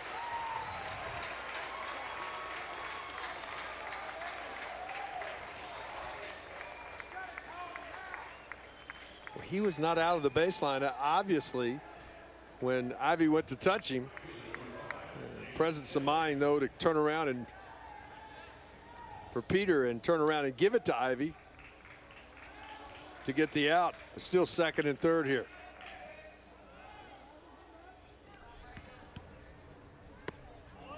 Jake Shepsky struck out in the 10th inning. Picked up an RBI and tied the game at 2 with a sac fly back in the 8th. And also has a pair of singles.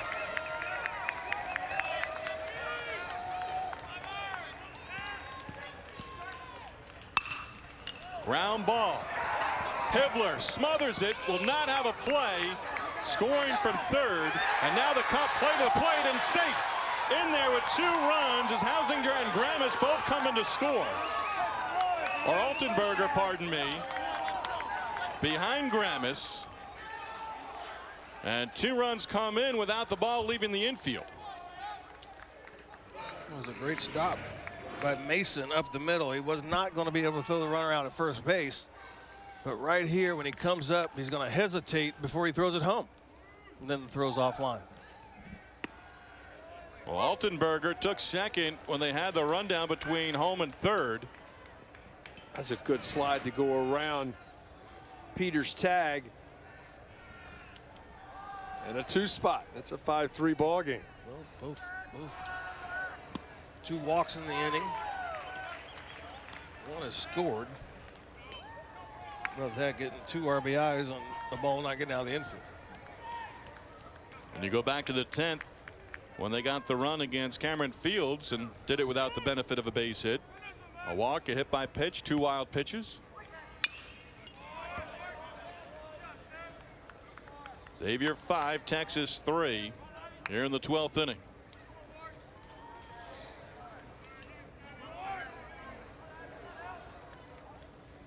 Shepsky, a single, credited with 2 RBIs.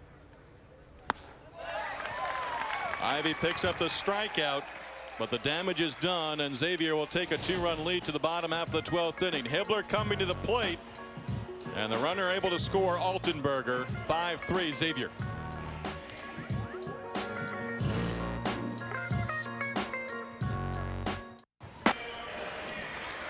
Xavier on top by a score of 5-3 in the bottom half of the 12th inning. Ryan Reynolds, Tate Shaw, and Caston Peter due up for the Longhorns. 4th extra inning game of the season for Xavier. They're perfect so far at 3-0. Flam could not get the final 3 outs in the 10th inning. And he's now on for his 5th inning out of the bullpen. They talked about, Coach O'Connor did before the game. He says, when I use him, I'm going to, he's a guy that I can use up. And that's exactly what he's done for the weekend, but he's done an outstanding job since coming into the game. After giving up the base hit with 2 outs to Ellis that tied it in the 10th inning, got Kennedy, and then worked a 1-2-3 11th inning with a pair of strikeouts. Ryan Reynolds, RBI base hit way back in the 2nd, line to left in his last at bat. Down to the count, no balls and a strike. And now it's 0-2. Add Reynolds to the long list on both sides who have not been happy with home plate umpire Jerry Johnson tonight. Shouldn't have been unhappy that pitch. That was a pretty good pitch. 1-2. Same pitch. No.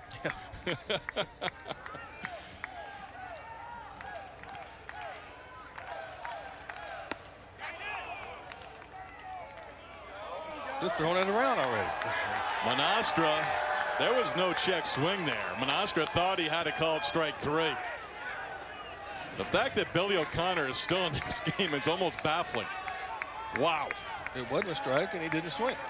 He never even attempted to get the barrel in the zone.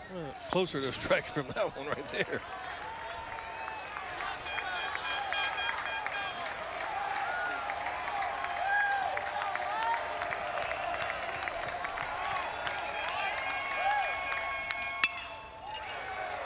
Past the diving third baseman and into left field, and Reynolds with his 2nd hit of the ballgame. Well, when we mentioned it, when left-handed, especially with a switch hitting Reynolds, when he's using the other way, that's when he is the most successful. It's a good start right there. Got a guy on, and we haven't seen a ball leave the ballpark. Texas does not have an extra base hit in the game. They need one now. Tate Shaw stands in. Diving stop by Given. Goes to second. The throw is wide. And 2 on. Reynolds at second. Shaw aboard with an infield hit. And now the tying run on base. I think Ryan froze for a second. Given didn't think he had enough time to set his feet right there. He thought it wasn't going to have enough time, and the flip a little offline. Well, it was a great effort to get to it. Oh my gosh, yes. But he did have more time to come around and flip the ball. Instead, now you got a guy at the plate right here. He's a young guy, but we've seen him. He's got some pop. I'd give him one swing. 2 home runs, 7 runs batted in. Expecting bunt maybe. Throw one in there and hit the ball out of the park. And go home. Happy. Reynolds at second, Shaw aboard at first.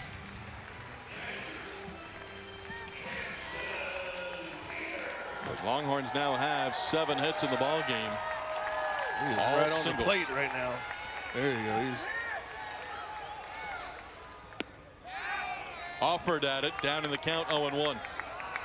the hardest bunt to bunt the third base. Hardest pitch is the one that's away. And they threw him away right there, and they got the first baseman working to crashing way in.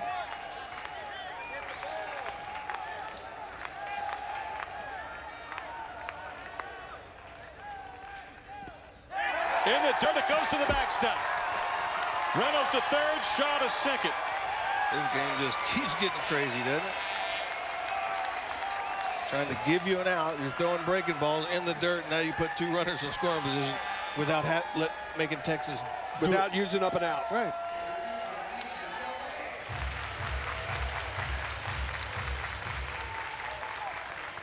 You got 2 guys here back to back, and Peter and Zubia that can hit the ball of the ballpark. We've seen Caston Peter hit one over the Texas bullpen. I mean, the bullpen for Xavier. Not in this ball game, but he has the power. Billy O'Connor out discussing strategy. Cameron Fields in the dugout. Designated hitter is also pitched in this game, 1 inning in relief. Now, even though Flam has a lot of innings for his appearance, he's still a freshman. The game can still speed up for him.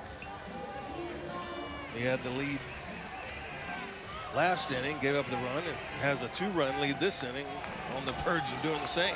Now, infield will be back. They'll exchange the out for the run. And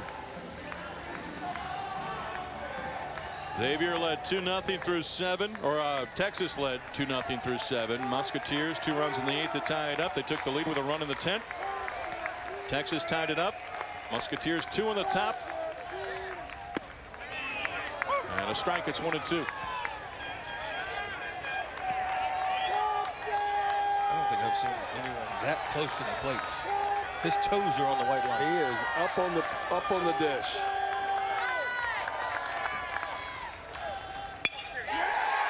Pass the third baseman into left field. 1 run is in. The throw is to the plate and offline. Peter comes through. Reynolds scores. Shaw stops at third. And now the tying run at third base with nobody out, and the winning run aboard at first. Well, you have to go back to the 2nd inning, 10 innings ago. Steve, Longhorns had 3 consecutive hits. Well, they've done it here with 3 consecutive hits and put a run on the board. Doing a nice job of staying in there. 2 on strikes. that breaking ball. 2 strikes. And for Texas, with DJ Petrinsky on the shelf, Caston Peter on first, can't pinch run for him. Nope. Right here. Picks up his 8th RBI. Zach Zubia stands in. Zubia, as a pinch hitter, bounced to third in the 10th inning. 3 straight hits. 1 run across in a 1-run ball game. You get that extra base hit right here, could be ball game. Never know.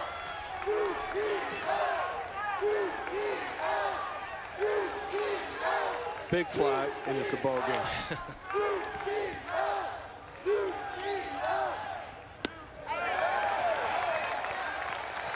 What's this swing? It's hard. I'm unleashing. You're trying to go to Round Rock? Yeah. Break the traffic up on 35 at 10 o'clock at night? Either that or one hop Salado. If you're not familiar, Salado's a long way away, Steve. Flam to Zubia. Upstairs.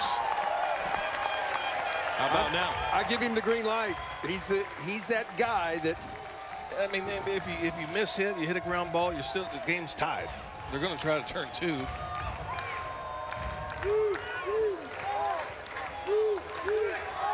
Flam 4+ innings out of the pen. That was a nasty pitch, though. Hey, even if you had the green light, that's a good one to take. Yeah, one of the best fastballs again on a 3-0 count.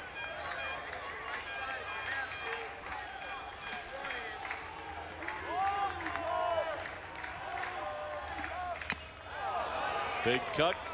Foul tip into the glove of the catcher. It's 3-2. Take your breath as a hitter now. Now all that changes. Hey, put it in play. Got to put it in play.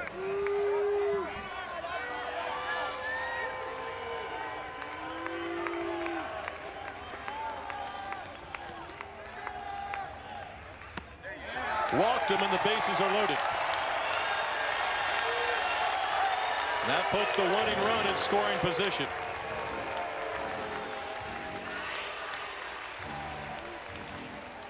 And Brian Furlong out of the third base dugout. Reynolds a single, Shaw a single, RBI base hit by Caston Peter. Zubia works the walk when he had the count in his favor. Walked on a payoff pitch. Flam has been terrific.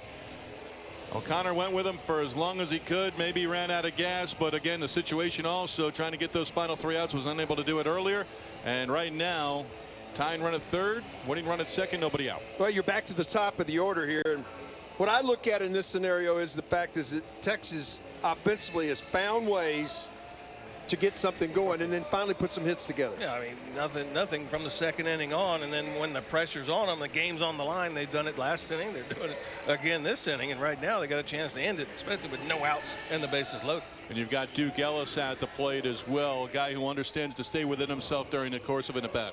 Well, he's the other guy, too. It's really tough to double up. He's got the big hit in the game. He's got a chance to have the 2 biggest hits in the game. Yeah, I mean, right here, we're going to bring the left-hander in to face him, so he's not shy for left-handers. He hits left-handers pretty good, too. So right now, though, you just want to put the ball in play. Yep. With your speed for Texas, you put the ball in play, you're going to tie the game up, at least tie the game up. We're in the moment right now, but Richard and Elder, both terrific performances tonight on both sides. Yeah, it's unfortunate on both sides because one pitched good enough to win but wasn't going to get the win, and the other side, he pitched good enough to win. He's not going to get the win, so both of them pitched outstanding games. Yeah, and Elder, again, another Friday night where he was exceptional. 6 innings, no runs for Elder, left with a 2-0 lead, and now Xavier going to the bullpen. And Billy O'Connor using just his 3rd pitcher of the game. Trevor Olson is called upon, and he's got Ellis and Kennedy, the first 2 batters that he is scheduled to face, both lefty hitters. The big lefty. Lefty's only batting up 143 off the left-hander. Fastball, slider, changeup. What a job, though, by the freshman. I mean, Flam came in again, pitched 4 innings on Tuesday, and 4+ again here tonight. So yeah, his team staked him to a lead though in the 10th. The bottom of the 10th, he couldn't hold it, and there's a great chance here that in the bottom of the 12th that he could be the losing pitcher here. Olson against Wright State on Wednesday, 3 innings, gave up 4 earned runs on 4 hits, 2 walks, and 1 hit by pitch. Ellis delivered the 2-out RBI base hit in the 10th inning off Lane Flam. That tied up the game at 3-3. Right now, a 1-run ball game. Bases loaded, nobody out. Home 12th inning. Shaw the lead run. He is the tying run at third. Ellis opposite way and down in the count. the first thing out of the bullpen, and Greg, you did it for years. That first pitch to get ahead right here in this scenario helps you as a pitcher. Now he's got lots of options now on the mound. And you understand, with runners in scoring position, usually not a fastball, the hitter's going to be hacking.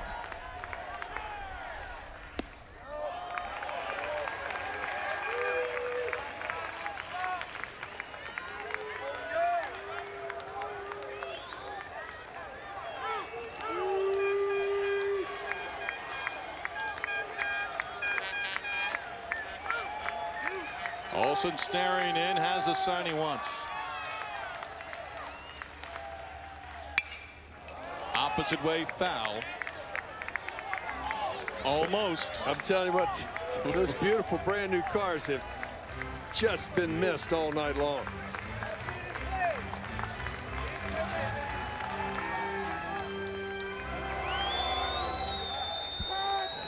I don't know, they don't have any dents in them yet. With off-speed pitches from lefties, also can throw wild pitches. Yes. Got to be alert, got to be ready.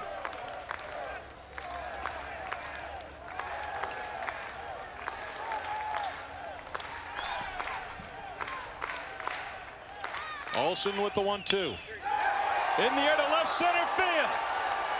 This one's going to get down, and the Longhorns are going to walk off with the winner.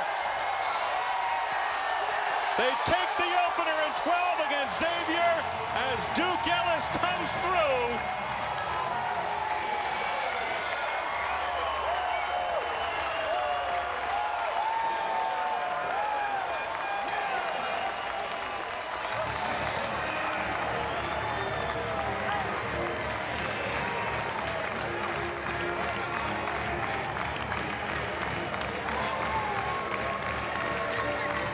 Their back was on the line.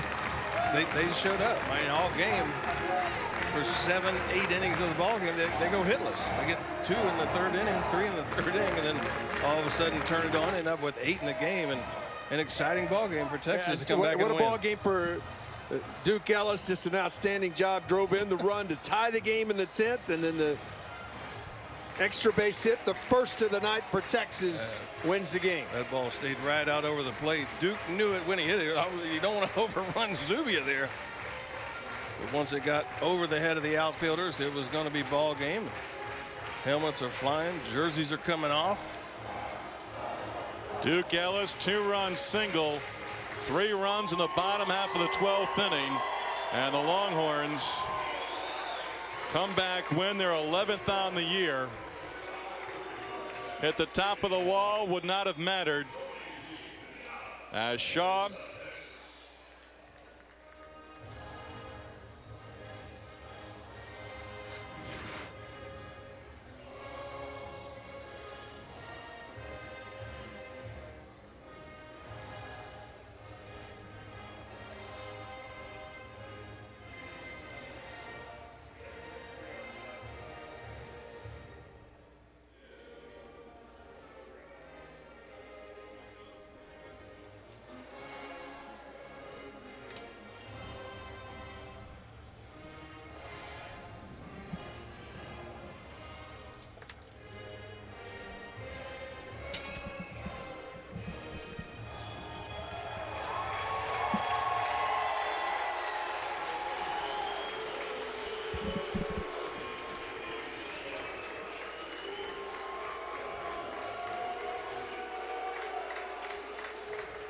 and a 2-run single in the bottom half of the 12th inning for Duke Ellis. Longhorns come back in this one and pick up the victory.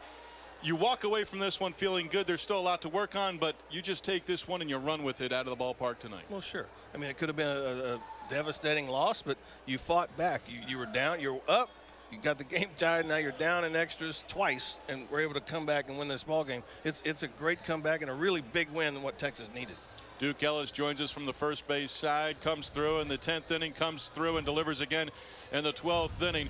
Pressure more on the pitcher in that situation. You come through in a big way, but nobody out. All you got to do is put the ball in play and hopefully get that run at least in from third and tie it up.